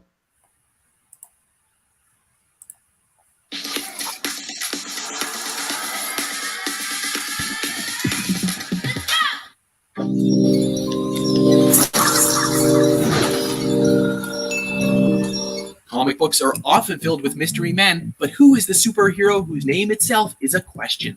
Oh, cool. This was posted 2 days before my birthday. That is cool. Wait, what'd you say, Blitz? I said it's the video was posted November 3rd and my birthday is November 5th. Oh, I didn't realize that. That is cool. Mm-hmm. The comic book origins of the question. As with most comic book characters, there are often reimaginings and different versions to a character's past. We've chosen to primarily follow the storyline which unfolded in 1967's Blue Beetle #1, which was expanded upon in 1989's Question Annual #2, 2007's 52, number 38 and 48, and 2012's New 52's Free Comic Book Day #1. The question debuted in 1967 as a backup story in Carlton Comics' Blue Beetle #1. Readers weren't given much in the way of an origin. Instead, they were presented with a cast of characters and a story, and expected to fill in the blanks as they went along. Apophenia. Now. Tendency to see connections where none exist. Hard-hitting TV reporter Vic Sage was established from the start as a man who saw things in terms of black and white, good and his evil. no-holds-barred approach to reporting angered many of the bigwigs at worldwide broadcasting. Fortunately, Sam Starr, the president of the WWB, was solidly in Vic's corner. It soon became clear that Vic had taken on a second career. Crime fighter by the name of the question. Did you come here just to make fun of Readers my quickly work? learned that an associate by the name of Professor Rodor created a special mask that gives Sage the appearance of having no face. They also discover that a special gas that Sage uses cements the mask to his face, while at the same time changing the color of his clothes and hair. Thus, appropriately attired, the question was ready to pursue Lou Dicer, the criminal behind the city's gambling ring. The question learned that Dicer had a secret partner and arranged a trap for the two of them. The partner turned out to be Jim Lark, one of the bigwigs at WWB who disliked Vic Sage's style. True to form, Sage reported the whole truth about Lark on the air. Despite the black eye it gave to his own TV station. We're asking questions someone doesn't want answered. When DC Comics revived the question in the 1980s, the character went from being a black and white absolutionist to a Zen-inspired character who questioned everything. His origin was related in 1989's Question Annual #2. Sage was again presented as a loudmouth with strong views and opinions, as well as a tendency to make accusations without being sure of the facts. What? Do you go through my trash? Please. I go through everyone's trash. While going after a suspicious character by the name of Dr. Twain, Sage is contacted by a former professor, Aristotle Rodor. Years before, Rodor had worked with Twain in the development of pseudoderm, an artificial skin intended for medical uses. Unfortunately, the product turned out to be toxic under certain conditions, so it was abandoned. Rodor, however, believed Twain had set up an operation to sell pseudoderm to third world countries. In order to get the evidence Sage had to break into Twain's office. Rodor then made him a special mask made of pseudoderm, as a gas to change the appearance of his hair and clothing. In this disguise, Sage went to gather the evidence he needed, and thus began the career of the question. Is the future immutable? Can destiny be changed? Will they allow it? In 2007, a significant change occurred in DC's 52 series, and the mantle of the question was passed to Renee Montoya, a Gotham City detective. Then, in 2012, yet another significant change was made to the question's origin. In a special issue of the New 52, which was distributed as part of that year's Free Comic Book Day, 3 figures were judged for their sins by 7 powerful magical figures. Deemed the world's greatest transgressors, one of these people was a redhead who brazenly defied the authority of the judges. His punishment was to forget his identity and to search for eternity for answers. As he was banished from the court, his facial figures disappeared, giving him the appearance of the question, and implying that there would be more to learn about the question's origins in the coming years. The question served as part of the inspiration for the Rorschach character in the landmark I've seen those series, episodes. and perhaps because of this, he has often displayed some Rorschach-like characteristics, especially in What?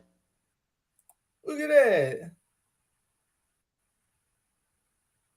Dang. Mm-hmm. his TV appearances in Justice League Unlimited and the Bold. Where will he show up next? That's a good question.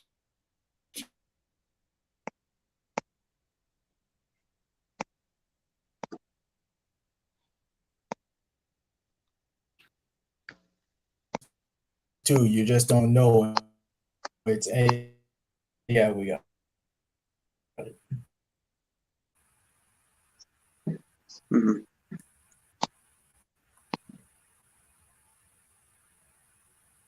Just give it a minute.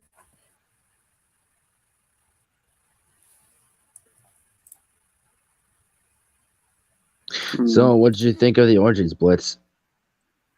You know, for a character like him, it was pretty like interesting, kind of like dark in a way. Like, but I kind of like the scene where like Fresh pointed out like they actually said that word. Yeah, Wow. and Jeffrey Combs is the best role for Question. Mm-hmm. And he only appeared in 3 times in Justice League Unlimited, Batman Brandon Bolt, and Batman Brandon Bolt Scooby Doo.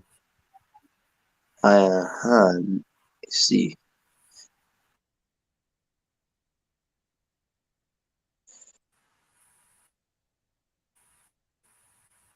Hmm. Yes. Hmm. Good idea. Do you know who the Spectre is, Fresh? Yes. I do. One of the voice actors was Mark Hamill. Yeah, and the episode he appeared in was Batman because it's in season 2. It was about Batman finding out who was the killer of his parents. Uh-huh. Yeah, he's pretty dark. Like in one episode, like as at the beginning, it's showing like this one criminal doing criminal stuff, and Spectre was with Batman, and he told him, "Hey, you think you should kill him?" He said, "No," just took him to jail. So like after beat up that villain, Spectre disappeared. Batman went on his way. Then Spectre reappeared, and then turned him into cheese and released the lab rats and let him die. Oh my Yes. god. I know, right? Yeah, that's how dark Spectre is. So that's what that was. Dang. That's dark. Yep. Spectre is one of the darkest characters in DC. Mm-hmm. You already said that. I know, but I'm just saying, like, he is just very, very dark.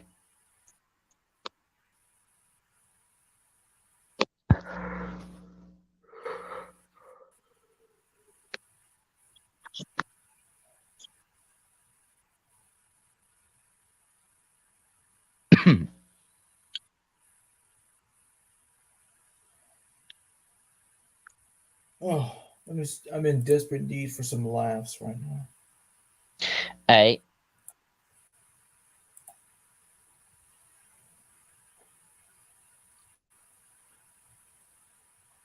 I would just say like the first thing that comes to mind and stuff. That might be a Just want to see what you anything that you might like that might you know Get on my what? I said, right here. Yeah, it's Dang. you ever watch that original video that says like "Get out of my car"? It's about like this. Yeah, oh. I think Blitz should see the actual whole video, see what's the whole story. I know. I seen the original and the animated one, but Oh, what did that title like? It threw me off a little bit. And yeah, I mean, one of yeah, your other because it's supposed to be some. Yeah, no, it's one of those. It's one of those, like making it much more funnier types. You want to see it? yeah. I mean, be cool with this. It's just At the hospital. Administration is right here. I'm going to the emergency room, sir. Get in there. Get out of my car now. Get out of my car now. I don't know where I am. I'm asking you where is my destination. If you will kindly. Destination. It said here I was at your destination. It's over. Get out of my car now. It says Get out of my car now. Why are you yelling at me? But you're not to yell at me. You are not yelling at me. 911. Do it. oh god, here it goes. You are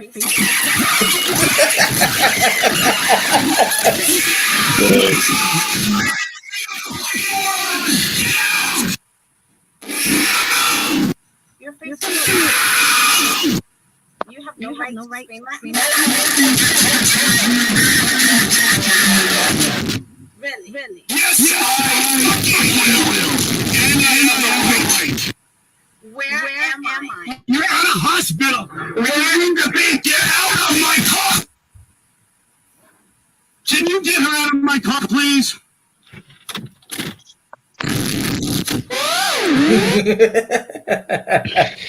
but you have to feel bad for the Uber driver, man. Like, she wouldn't get out. She keeps like nagging and telling that she's at the wrong location. I mean, come on. Look, she was just freaking with him. All right, that's what that is. And yes, people do agree that she was just she was just being like really rude because yes, you did say that you saw the original video, Christian, and Blitz, you saw that too, and yeah, you should have like read the comments and stuff. Yeah. Also, I saw one of your other clips. The clip from Family Guy. Good morning to you. Oh yeah, and then Stewie comes out of nowhere. Take it in the morning. Oh, we're not doing that anymore. All right, then. I'm like, wait, like, what did you think about the episode anyway? Have you seen like the episode? Yeah, where Joe gets new legs. I mean, it's an episode like because Joe was acting like a jerk to everybody because of his new legs. Well, he was just able to like do things that he couldn't be able to do. That's what that was. Yeah, and remember that scene where they tried to beat up Joe's legs again, but he ended up beating them, and then Bonnie ends up trying to shoot his legs back to normal, and said she just shoot him everywhere. And he just took the gun and is like, I'll do it myself. Yeah, because you can tell that she wanted to do that her whole life ever since she married to him. Man, what are you gonna do? And you want to hear the what? No, go. And you want to hear like what was the actual story of why that happened in that video? Why? All right, so this lady called an Uber to go to the hospital. According to the driver, she was late to the appointment and made him wait way too long. So he gets to the hospital and drives to admissions and asks her to get out. She says that she wants to go to the emergency room entrance, not admissions. He says all she asked for was the hospital, and he is at the destination. That she was wasted enough of his time, and to please get out of his car. She refused over and over again. The guy got frustrated and started yelling at her over and over again. Finally, after 2, 3 minutes, after being a troll and saying stuff like, "But sir, I don't know where I am," he threatens to call the police. At this point, someone she knows, a bystander, comes up to the car and tells her that they will walk her to the location she needs. The story blew up because of how much the Uber driver freaks out, yelling at her, etc. I think they are probably uh, partly wrong, but it must be frustrating to be an Uber driver and not be able to remove someone from your personal car, especially if they're being an a-hole. Oh, Yeah.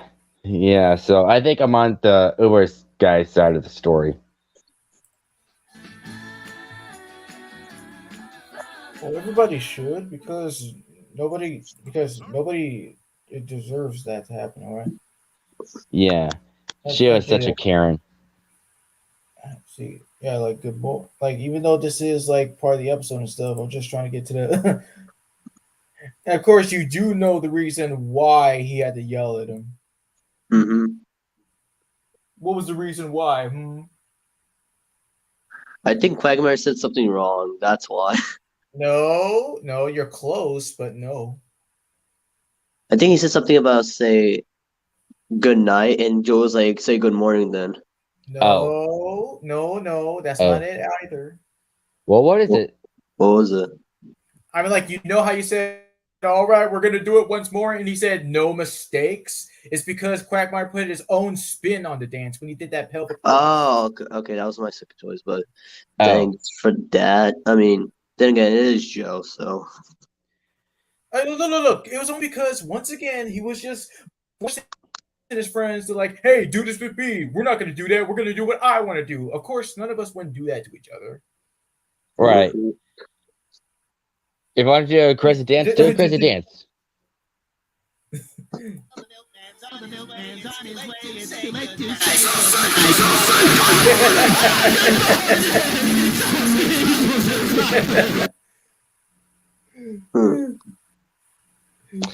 You're obsessed with ear ribs, aren't you?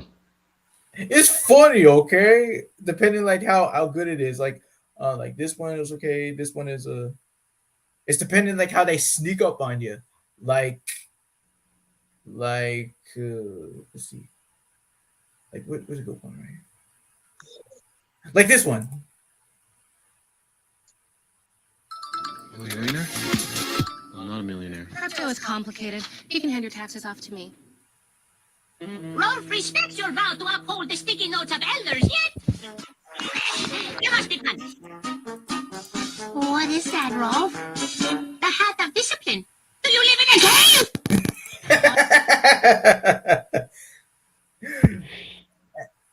cave? And of course, with this one, everyone knows about freaking House Fancy. Ugh. Oh, the tail. Oh God! And Yeah. seriously, it's not necessary for Squidward to have the. I know for the sake of the plot, to have the tornado in that scene, but still, logical sense he's showing. But still, it's painful to see it winces. And I don't know what's worse for that. You know, remember that episode where SpongeBob's house was getting rotted and Squidward was trying to pluck hair from his eyebrow, and with that hammer slam, and Squidward ripped it off. Yes. Oh. And let's not forget the Splinter episode. Oh my god, the Splinter episode, like, man, like, it was just getting worse and worse by the minute. Well, it was getting worse because Splinter decided to have Patrick doctor it, and we all know Patrick, he is no doctor. I mean, good lord. I mean, with the Splinter, yes, it was gross to look at, but I mean, but seriously, I've seen a lot much worse in my freaking life. I know, like how long did it take for you to get used to, like, movies or TV shows that show blood and gore and stuff. And look, that has nothing. I mean, like I'm over that. Like I've come to love horror movies, so that's nothing with me. No, I mean, like, how long did it take for you to get used to that when you start watching horror movies? I don't know since I was like what, like 16. Hmm, interesting.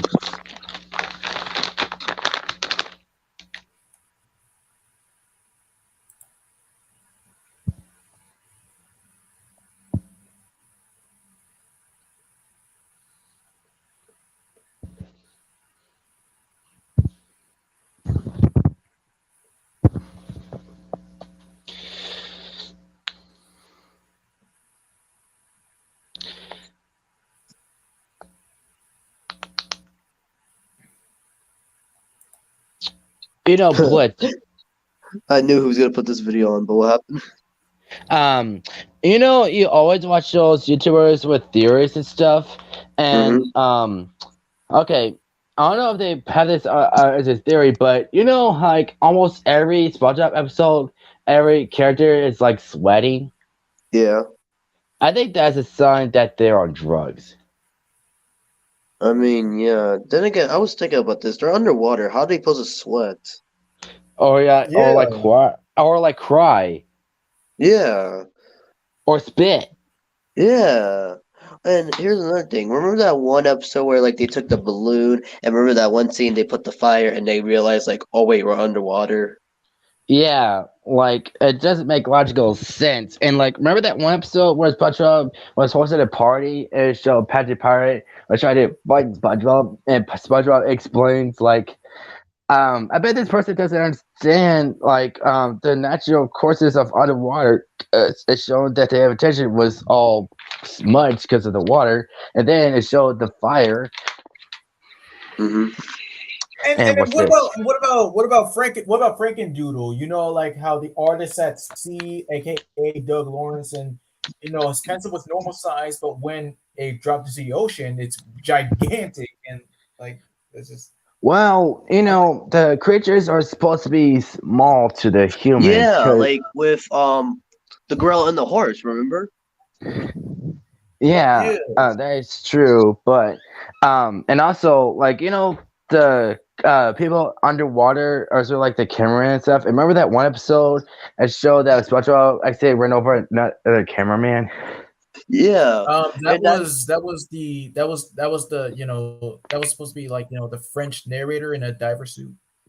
Yeah, Yeah, and that proves that like SpongeBob is actually a TV show. That's another theory. Because remember, the same episode with the girl and the horse, the accident. Remember the family that was watching it? They're like disapprove of it. So like that proves like SpongeBob is a TV show inside of a TV show at that point. yeah. Exactly. And remember when they tried to do a commercial for Krusty Krab, and SpongeBob went over his head because like it got all famous and stuff, and it got him not to make Krabby Patties because like he like being a fashion show, not fashion show off, like star show off. Mm-hmm. And remember that episode where like they thought SpongeBob thought he was famous because everybody was talking about like this cereal box basically. That's what I was talking about. Wow, you pulled one too. Yeah, Yeah. that was literally what I was talking about. Like, they're trying to shoot a commercial for the Krusty Krab. SpongeBob was like getting the fame on his head because he's um getting on Striped attention. sweater for short. Striped sweater for shorts. Yeah, Best time to wear striped sweater. Is that helping? yeah, yeah. I was actually getting to that. Like, there's one scene where he's singing to this guy about a striped sweater for no reason at all. Mm-hmm. But I thought you were talking about the episode. Remember, SpongeBob was at this place, and remember there was this director that was voiced by D. Bradley Baker, and basically it was a commercial about like a sponge, and he was like the sponge. And remember the giant hand that took him and was cleaning him everywhere. I do remember that, and if I'm not mistaken, wait, was that the one where SpongeBob loses his memory? No, that No, was the it's one the one where where like was the one where SpongeBob overhears Mr. Krabs saying that he had to let the little guy go, which turns out to Oh be a scam. yeah, I remember that. Because I bet kids thought that too, but as it turns out, I was talking about a little lamb. Mhm. You know, there are times where SpongeBob loses his job. Like, remember the 1 hour special or half-hour special where he actually fires him and he was forced to like get depressed and get other jobs. Of course, But remember, everybody knows that. a similar thing happened to like with the hand basically. Remember when SpongeBob was sick? Yeah. Um, yeah, like I don't know who that hand actually. Yeah, whose pen is that actually? I Like don't when he. know. Hmm. But what do you call it? You gotta admit, the scene where like he's getting well, it was kind of cool, like seeing him like getting clean. Mm-hmm. Yes. But it was not cool where Patrick refused him to go because he telling him bad rumors about doctors and stuff, and he was doing a terrible job taking care of SpongeBob and lying to Sandy, thinking he is fine and stuff.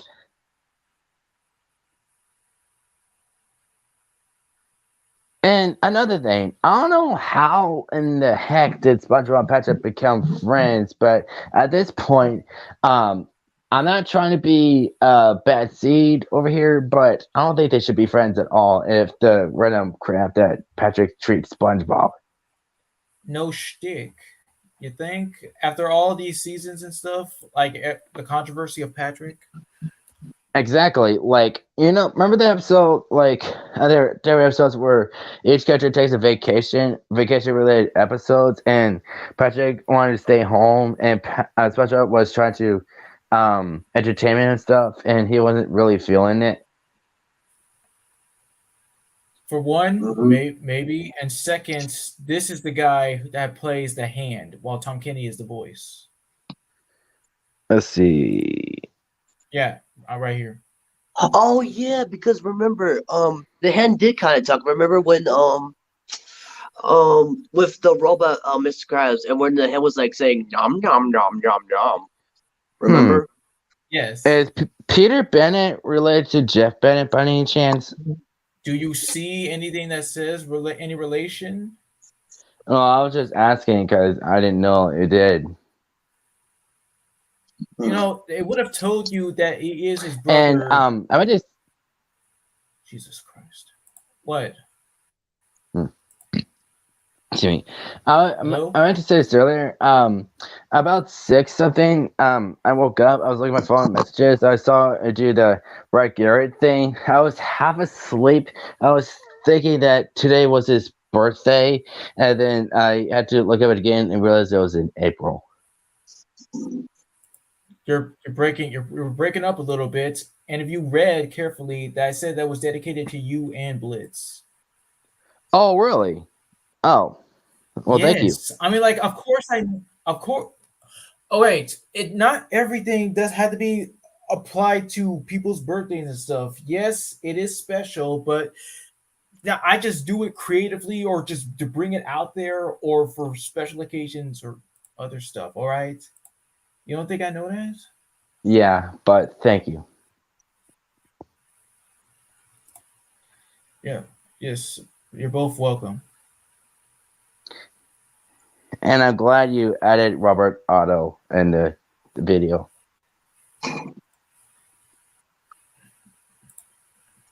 So am I. Another thing about like what Fred said about the pencil, like remember the SpongeBob movie when they first went on land with the Cyclops and David Hasselhoff? That explains a lot too. I mean, yeah, that is true and all. And here's a crazy thing. Like, okay, when Cyclops catches them, firstly he put in a fishbowl, then put them under a lamp for them to dry out and die. But when they got water, they're better again. But they went out in the air. Like, how are they able to breathe? That is a good question actually, because remember that happened in no, actually no. In Sponge Out of Water, they were able to like breathe because Of what was Yeah, it? because Bubbles gave them the ability to, yes, Bubbles the Yeah. dolphin. Yeah, and remember that episode where SpongeBob game were making fun of Sandy because she's a land Yeah, I was about creature? to bring that up. How would they like breathe there too? Like this has like serious like different plots to it.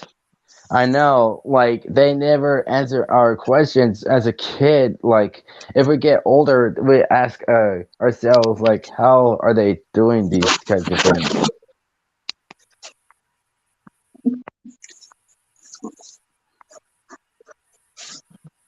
But my favorite scene from that episode was like when Patrick drops his popcorn. What popcorn? I know. And I felt bad for Sandy, forcing her to take off her helmet and not be able to breathe and show one of her lungs collapse. Can you do this? Can you? Can you eat a double cheeseburger? And here's another thing. How in the world is Sandy able to put her head on? Put a pickle jar over her head. That pickle jar is super small. Do we have to wear pickle jars too? I remember that scene.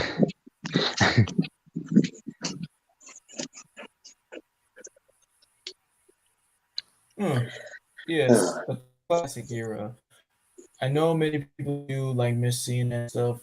In fact, I remember just last night when I mean, not last night, a few nights ago of watching, Sandy's Rocket and all that stuff. Yeah. I remember that.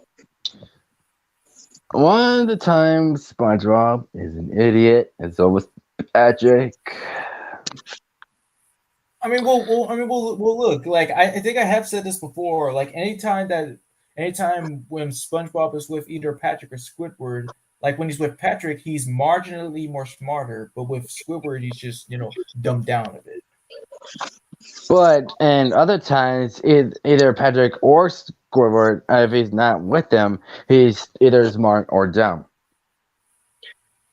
I mean, well, the worst would have to be yes, freaking a pal for Gary, where he is absolute worst and dumber than ever. Because I mean, yes, buying a pet that's said to be especially dangerous, but no. They And just blaming wanted to everything on have a freaking friend Gary. for Gary because he think he was lonely. I mean, but we all know that Gary can handle himself, whether SpongeBob's gone or not. I mean, yeah. Then again, there was that one episode where Gary fell in love. I mean, what happened to that? Like, Yes. Like firstly, he fell in love with that girl snail at that snail race, and at let's see. I'm still What questioning how Rocky won. I know. I don't know, but Oh wait, then again, everyone was distracted at that point, and maybe Patrick moved the rock. perhaps yeah. And okay, I've been wondering for this. Okay, I bet you're wondering. Remember that episode where SpongeBob and Patrick were planning on to watch a marathon of Merman and Barnacle Boy, and it's going to show how they became Merman and Barnacle Boy, and like the power went out, and Merman and Barnacle Boy was trying to show their origins, and it was kind of mixed. And then when it showed that random stuff. What do you think the actual origin is? I mean, well, yeah, according to the episode, like, then again, they were like, best friends and all that. Like, like again, different plots to this. Like, they change it every time. Yeah. So, do we really know what happened? But the biggest contender, of course, similar to that, is we all know, yes, the ever-changing designs of Old Man freaking Jenkins. Oh yes. Like one, he's a regular fish. One is like an old man, like fat or with a beard. And man, currently is like a squinty old man with a beard, overalls. Like, make up your mind. What design you want of Jenkins? Let's just give it a minute.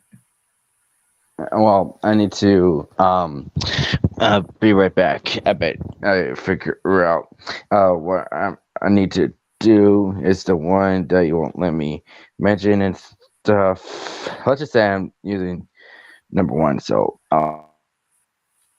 Yeah, just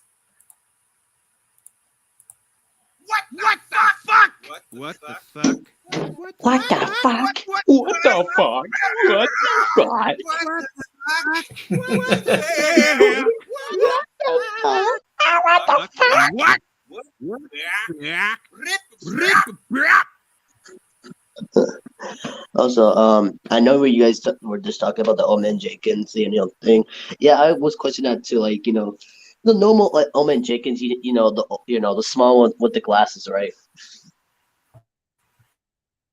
I mean, Oh,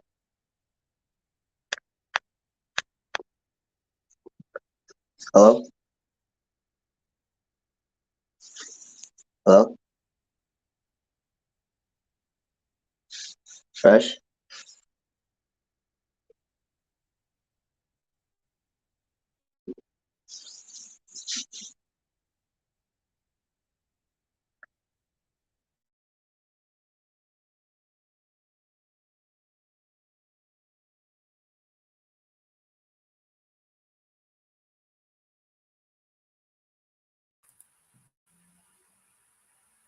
hello.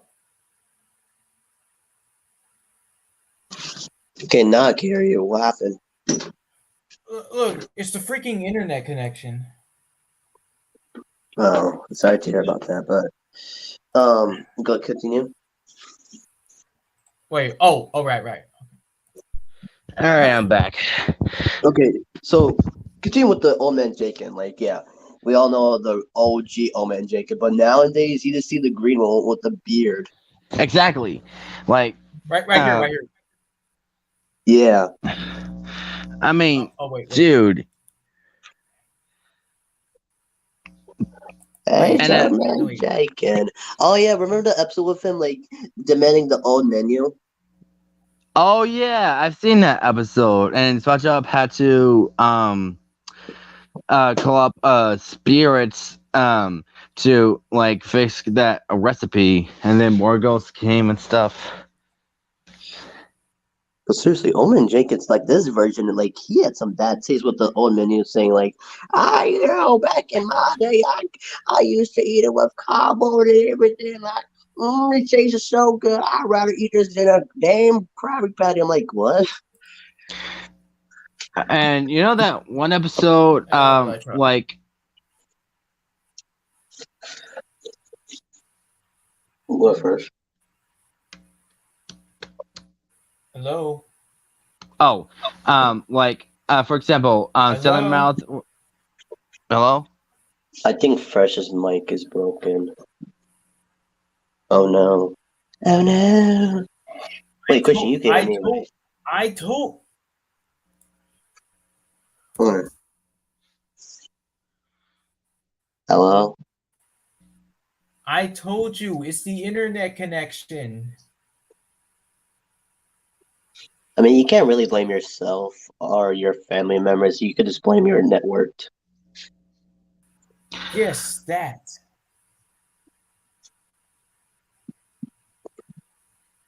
Okay, so what were we talking about?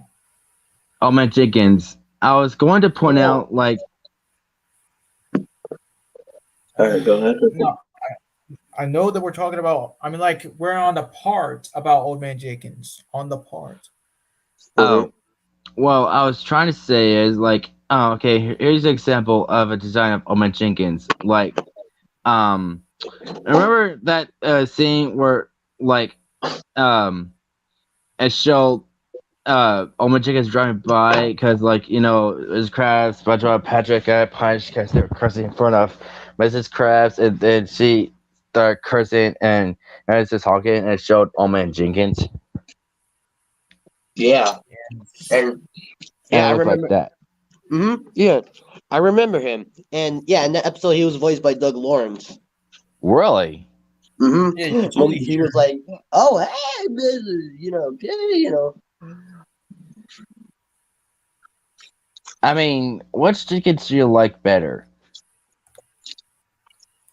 All right, let's swear to God that this will work now. I mean, they need to show us every single freaking thing and not be lazy about it. Okay. The original one, the short one with yeah, that one, yeah, him. He was Yes. cool. Like here. How about this? Better, even better. Yeah, that's the picture I was on.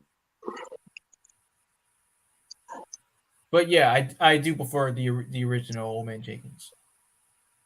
I thought this was a restaurant, not a good amount convention. Oh! Oh.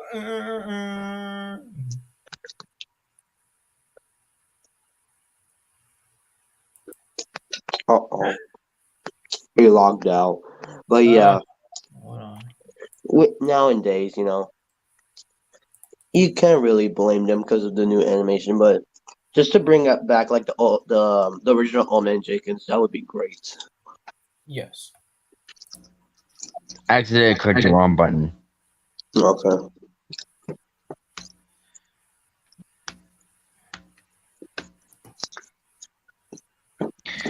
And here's another thing, like certain episodes, SpongeBob tries to take a bowling test and always fails.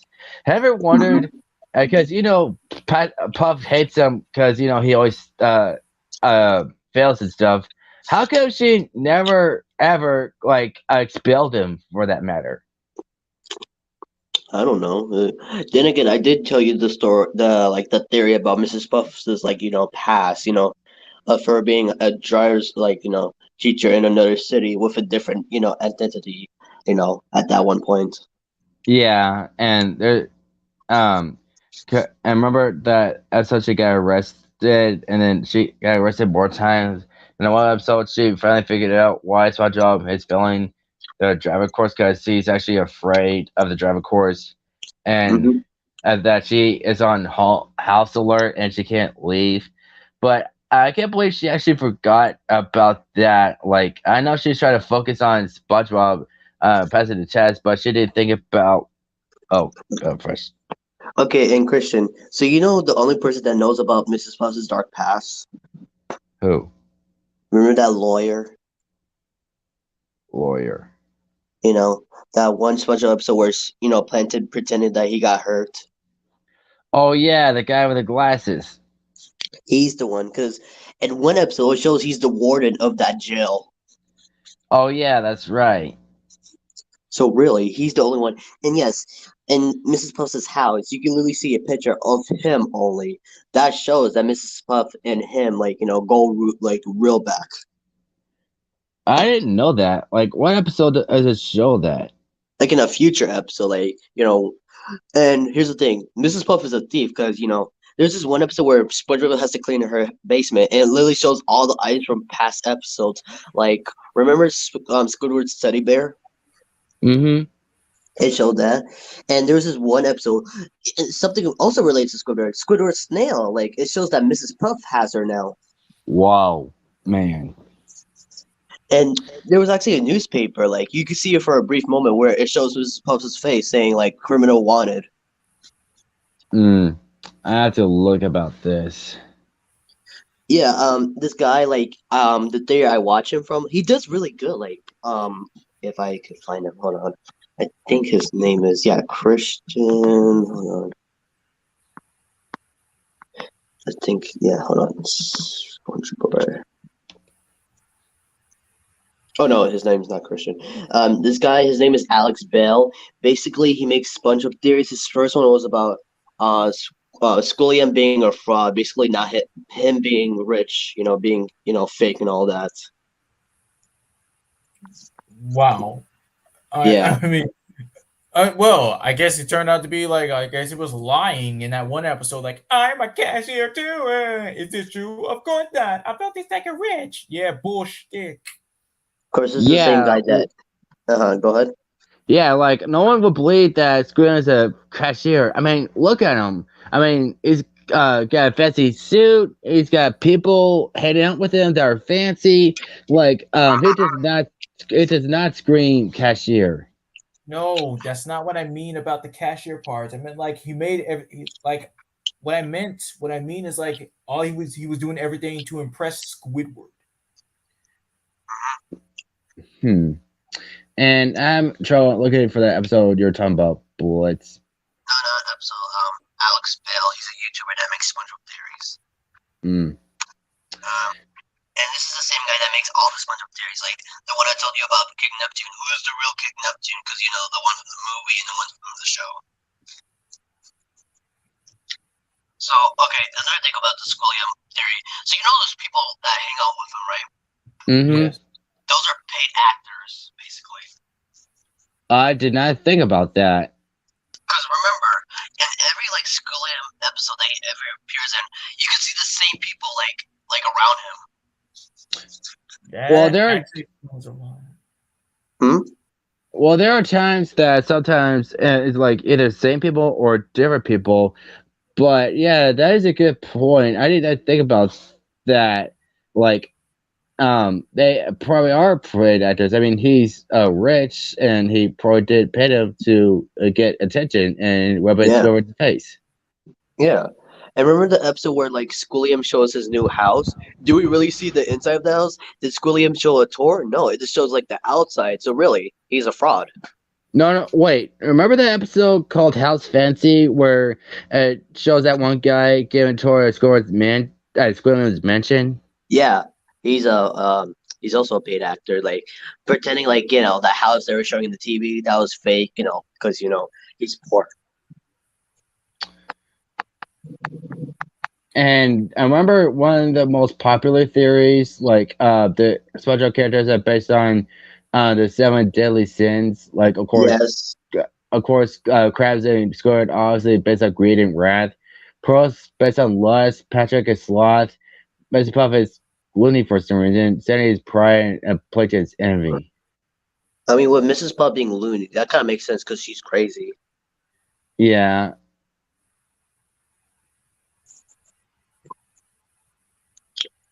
But still. And yeah, about the King Neptune theory, I told you this before. So, you want to know who's the real King Neptune? Who? Okay, so you might know him. It's King Poseidon. I've heard of King Poseidon because in Batman Brave the Bold, Aquaman mentions him a lot. And I don't know if you remember this. Remember this one episode where it was like kind of bad with weather? It's just really windy, and you see this couple like walking out a store saying, "Man, Neptune must be like throwing winds out there." And then the wife was like, "Oh, don't be silly. It's Poseidon that's doing it." That makes yeah, because I was given a reminder by Death Battle that Poseidon and Neptune are kind of like a little bit different. Yeah. And guess what? The King Neptune you see in the TV show, he's actually like an alien. Because remember, I don't know if you saw this short, but like basically, SpongeBob was telling Patrick a bedtime story where King Neptune's origins, so, like how he was like brought to Earth. Basically, he was dropped off by aliens and all that. And think about it. What do you call it? He's the only one to have powers because the one from the movie he only uses his Triton. Yeah. Well, I mean, at certain episodes, like there's one where SpongeBob actually got Neptune's trident. I mean, I think his powers come from the trident as well. Mm-hmm. And King Neptune's wife, right? That's not actually his wife. It's King Poseidon's wife. He basically took over his like kingdom at that point. And the King Neptune you see from the movie, he's a paid actor because they couldn't get the real King Neptune to be on that movie, basically. Yeah. 'Cause it connects with the TV show theory about like SpongeBob being a TV show inside a TV show. Yeah, and also I haven't seen it yet, but in the latest SpongeBob movie, Sponge on the Run, there's also a new King Neptune, or Yeah, was that a different that's person? King Poseidon I'm talking about. Oh, And Yes, I it remember you reveals that saying he that. doesn't have powers. Oh no, sorry, go ahead. No. I mean, like, all I'm saying is that, like, yes, yeah, I do remember you saying that was the real, King Neptune. That's all. Yeah, so basically, but here's the thing, he doesn't have powers either. And here's the thing though, at the end, it shows that he's really fat and like really, he doesn't really have hair. So he's like, yeah, I guess he's a fake too at that point. But like, so what I'm saying here, I'm sorry about earlier, but the King Neptune you see today, he's a true King Neptune, but like with a dark, backstory basically. And remember the special where they went to Atlantis? Atlantis Square Panthers. Yeah. What about it? Uh, I was burping a little bit. So basically, so you know the people from there, right? Yes. What were they called again? Let's see. All right, now let's see if you actually gonna work. Freaking sharing screen. Uh,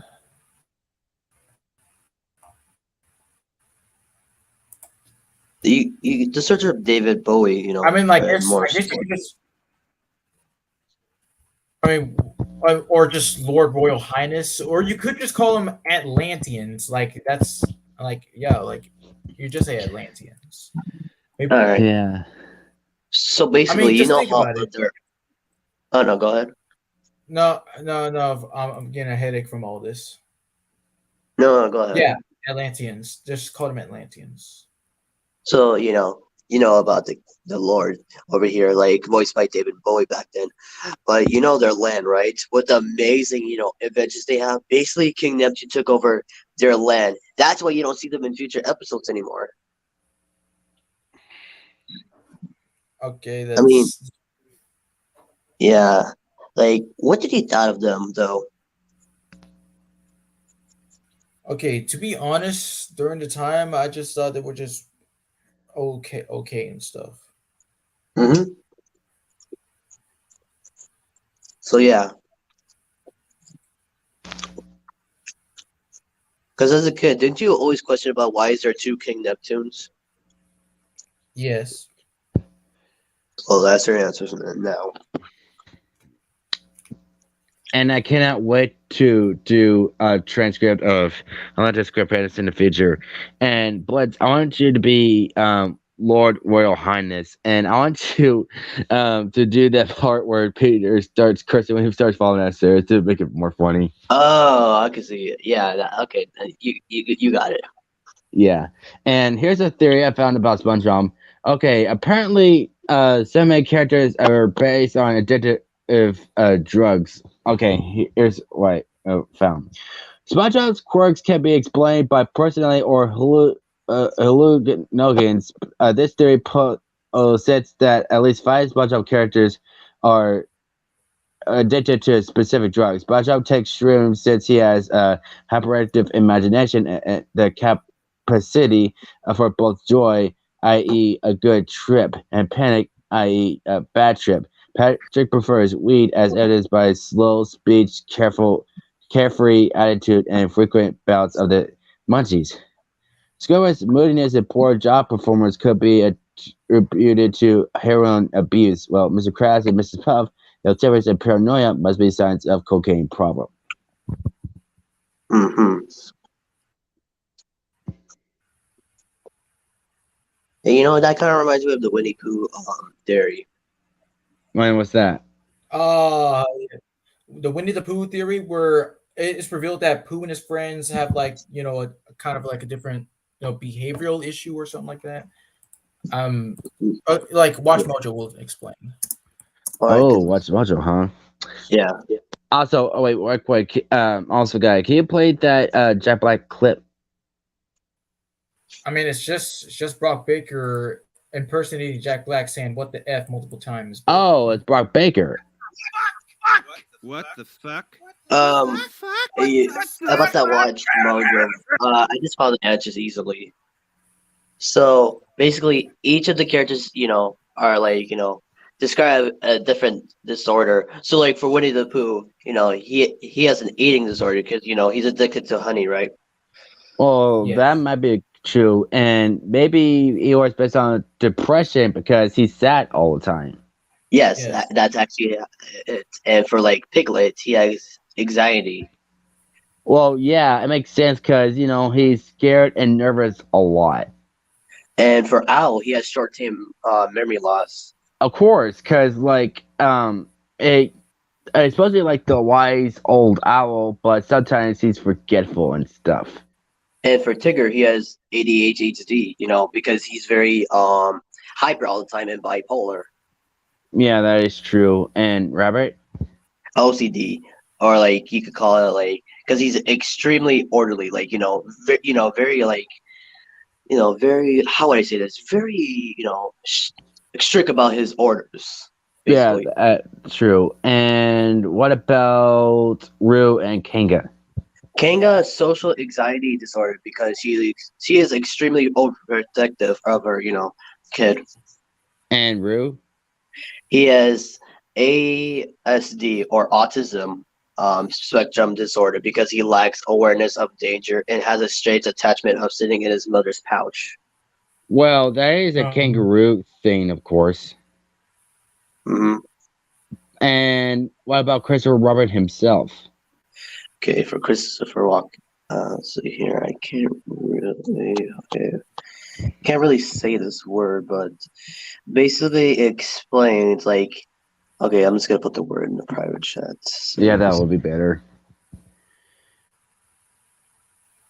here, Okay. oh, it's schizophrenia. yeah, Why is because that so familiar? okay, it says here, because his friends appear depending on his mood. So like that, explains a lot about Christopher. You know, mood all the time. Depending on like who he hangs out with. Yeah, I mean, sometimes in a cheerful mood, and like in that one movie where like he's supposed to go to school and stuff, and he was like sad and stuff. Yeah, and this is a really dark theory about because Winnie the Pooh is like one of the best shows ever. For kids, but like learning this like when you're older, you're like, oh, this makes so much sense now. Yeah, but kids wouldn't understand that unless they would get old enough and watch that video or see it on the internet. And also, I found another SpongeBob theory. I don't know if you heard about this, Blitz. Some fans have picked up on a strange similarities between SpongeBob SquarePants and military veterans.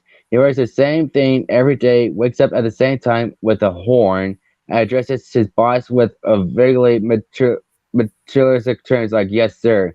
And SpongeBob is a veteran struggling with PTSD. He might have some weird verbal tics and seek stability in full-time fry cook gig in quiet neighborhood. Oh my god, that makes so much sense. It does make sense. Then again, every cartoon character has to wear the same thing to get recognized. Yeah, and Yeah. here's this. What do you usually see at a tiki bar? Paper lanterns, flaming cocktails, pineapples, coconut stone, tiki heads, and a bunch of fell flowers. And what does SpongeBob and Patrick's house look like? Pineapple and a stone tiki head. The redhead. Dang, what Wait, the hell? let me finish. The Redead theory argues that a sunken ship with a tiki a bar on board brought these items to the bottom of the sea, and SpongeBob and Squidward tried to make them into homes. Wait, then again, I remember this one episode where SpongeBob was trying to get a new house and the pineapple fell out of nowhere. Yeah, like it was from out of a boat, so that could be it. Yeah, yeah. Oh, okay. But still, that explains a lot.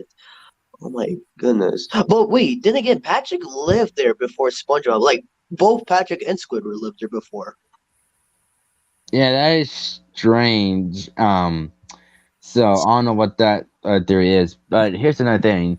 Like so many discussions on the internet, this theory begins with Hitler. The logic goes that Squidward, a failed artist and kind of a prick. It's a jerk, but I just added prick. With a squid superiority complex represents Adolf Hitler. He wants to get rid of SpongeBob, who embodies the Jewish people. Patrick stands for German ignorance. He lives alongside SpongeBob and Squidward, but seems totally oblivious to their toxic dynamic.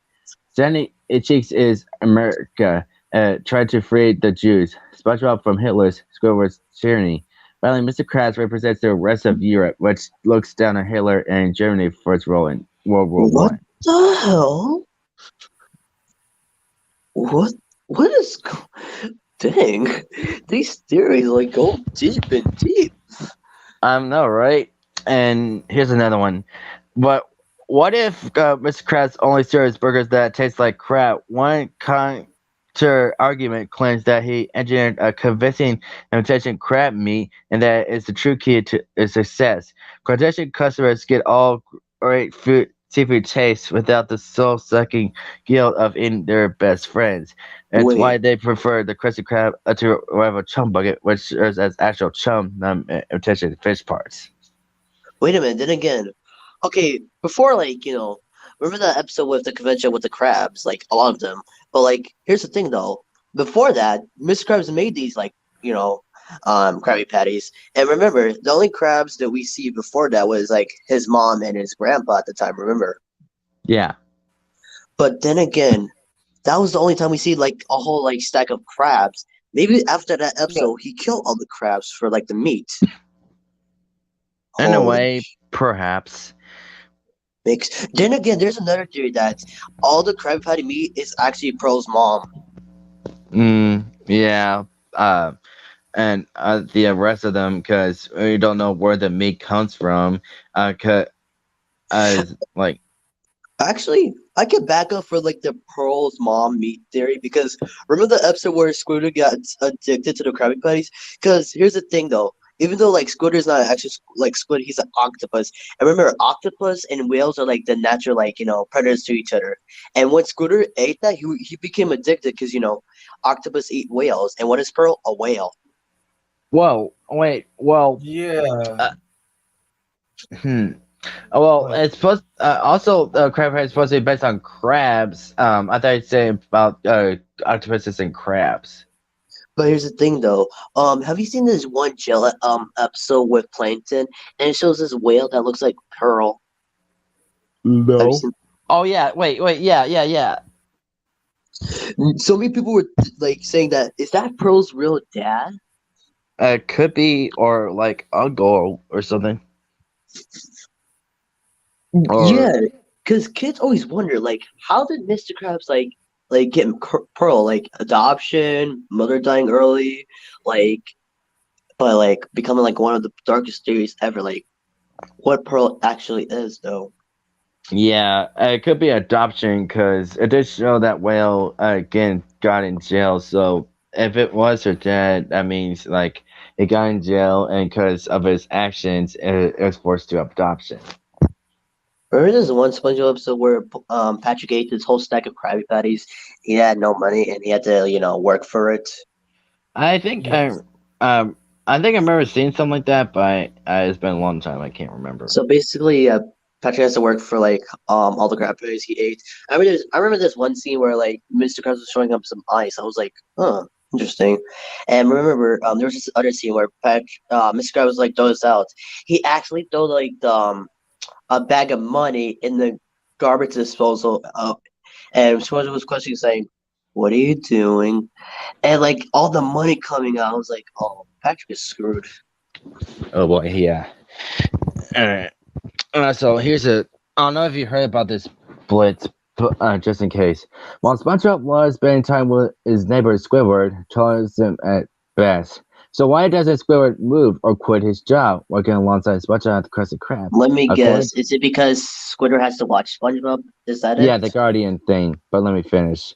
According to a Reddit theory, SpongeBob's secretly rich parents hired Squidward to watch over SpongeBob, who they expect his ADHD, though they worried about how their son would fare on his own. They Wait a wanted minute. him. That's very similar to another SpongeBob theory with, SpongeBob, like, Patrick's parents paying him to like watch over Patrick for over these years. That could be it. Though they worried about this, they wanted him to have an independent life, so they bought SpongeBob a nice house. How else could he afford Fry Cook's salary? And gave Squidward a loan to help him move next door. Squidward has served as a sort of guardian ever since, and SpongeBob's parents purchased a deeply modded home for themselves nearby so they could spend more money on travel. And then again, that explains why we don't see that much episode with SpongeBob's parents. Huh. Yeah. And get this, you probably assume SpongeBob SquarePants who lives in the pineapple under sea as a sea sponge, right? Wrong. For this metaphor to work, he needs to be a kitchen sponge, representing human waste and pollution. Aristocrats, as Special's employer, stands in large corporations that cause pollution, while Patrick, as Special's best friend, is Western civilization, i.e., lazy and the main cause of the world's pollution. Score is the liberalism that calls for action against climate change, but because no one shares his interests, he constantly ignored.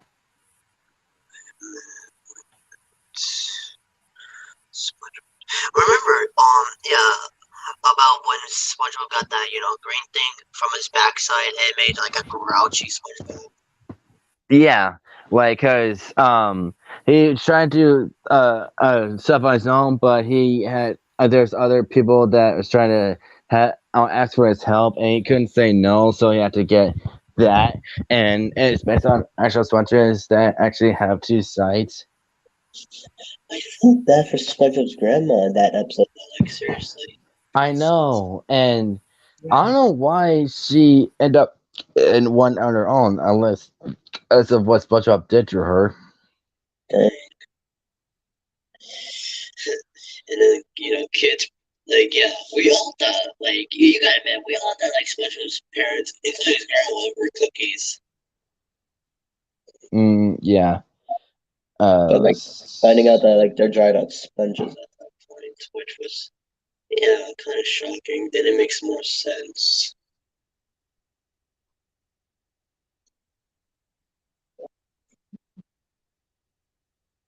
Okay, want to hear something I found of Futurama because I typed in cartoon, uh, different theories like TV shows or cartoons. The Bender that all Futurama fans know is a reckless, misanthropic criminal, but according to a fan theory, the foul-mouthed robot is only. First just. Okay, I'll wait till he comes back. Okay, with Bender, like I know you haven't watched the episodes, but did you know like he is a father? Really? Yeah, because in this one episode where they all purchased a new vending machine, and the vending machine was voiced by Wanda Sykes, and basically they got it down one night, and they made a baby, and the baby was voiced by Fillmore, and then the baby was growing up so fast. Wow. Interesting. And also, let me reread the thing. The Bender that all fans know that he reckless, military criminal, but according to a fan theory, the foul-mouthed robot is only laid due to an electric issue seen in the pilot. As show's first episode, Bender is uncharacteristically depressed after learning that he has been making suicide boosts. Another important facet to the theory is that when Bender robots his personality is set to a mode that befits his surroundings, which happens in the episode where he becomes a penguin. The theory states that the Ender got electrocuted in Hall of Criminals. He reboots to a criminal personality himself. That is kind of true, actually. Like, yeah, I could kind of see it. You could tell me one more theory they have to go. All right, here's the Scooby Doo theory. The cartoon mystery franchise Scooby Doo never explained why a ragtag group of four dissimilar teenagers decided to travel into Fan to no known destination. So a fan was forced to develop a theory. As the show premiered in 1969, the same year as the height of Vietnam War. Wait, I heard of this theory. The reason they keep like going on the mystery event is like to run away from like the war. Trying to like avoid it. Makes sense. Yeah. Oh man. Some of these theories are like interesting, and some of them are like taking on a dark turn, which when you eventually get older, then you will understand. Okay, I know you say you're gonna go, but I just found this Dexter laboratory theory. Think, Dexter's laboratory is just a cute and such little show. Think again. One fan has theorized that Dexter's entire family was killed by one of his experiments called Array, and he has created a new family in their likeness using his lab. The show's theme song suggests that DT has a tendency to blow up his experiments, followed by doom and gloom. Dexter is shown to have the ability to create clones and imbued intelligence. So making a family is definitely in his wheelhouse. It could also explain why his family is so dim and oblivious to his lab. Mm-hmm. Dang. Yeah. All right. And Fresh, you there? Yeah, I'm still here. Okay. Well, this was a fun and interesting stream, even though like it took some dark turns, but it was pretty interesting. Yeah, Yes. and we learned some stuff like theories and stuff. I, we should do more about this, like theories and such. Sure, like we could do it in my cycle channel if you want. Yeah, that'll be nice. Like, when do you want to do it? Because usually, okay, Fridays we do it voice per fives, and of course, if I'm available, in this week, maybe probably by Thursday or Wednesday, then I'll tell you. All right. Oh, you both have a good night. You too. See you, boys. See ya. Good night, Fresh. All right, man.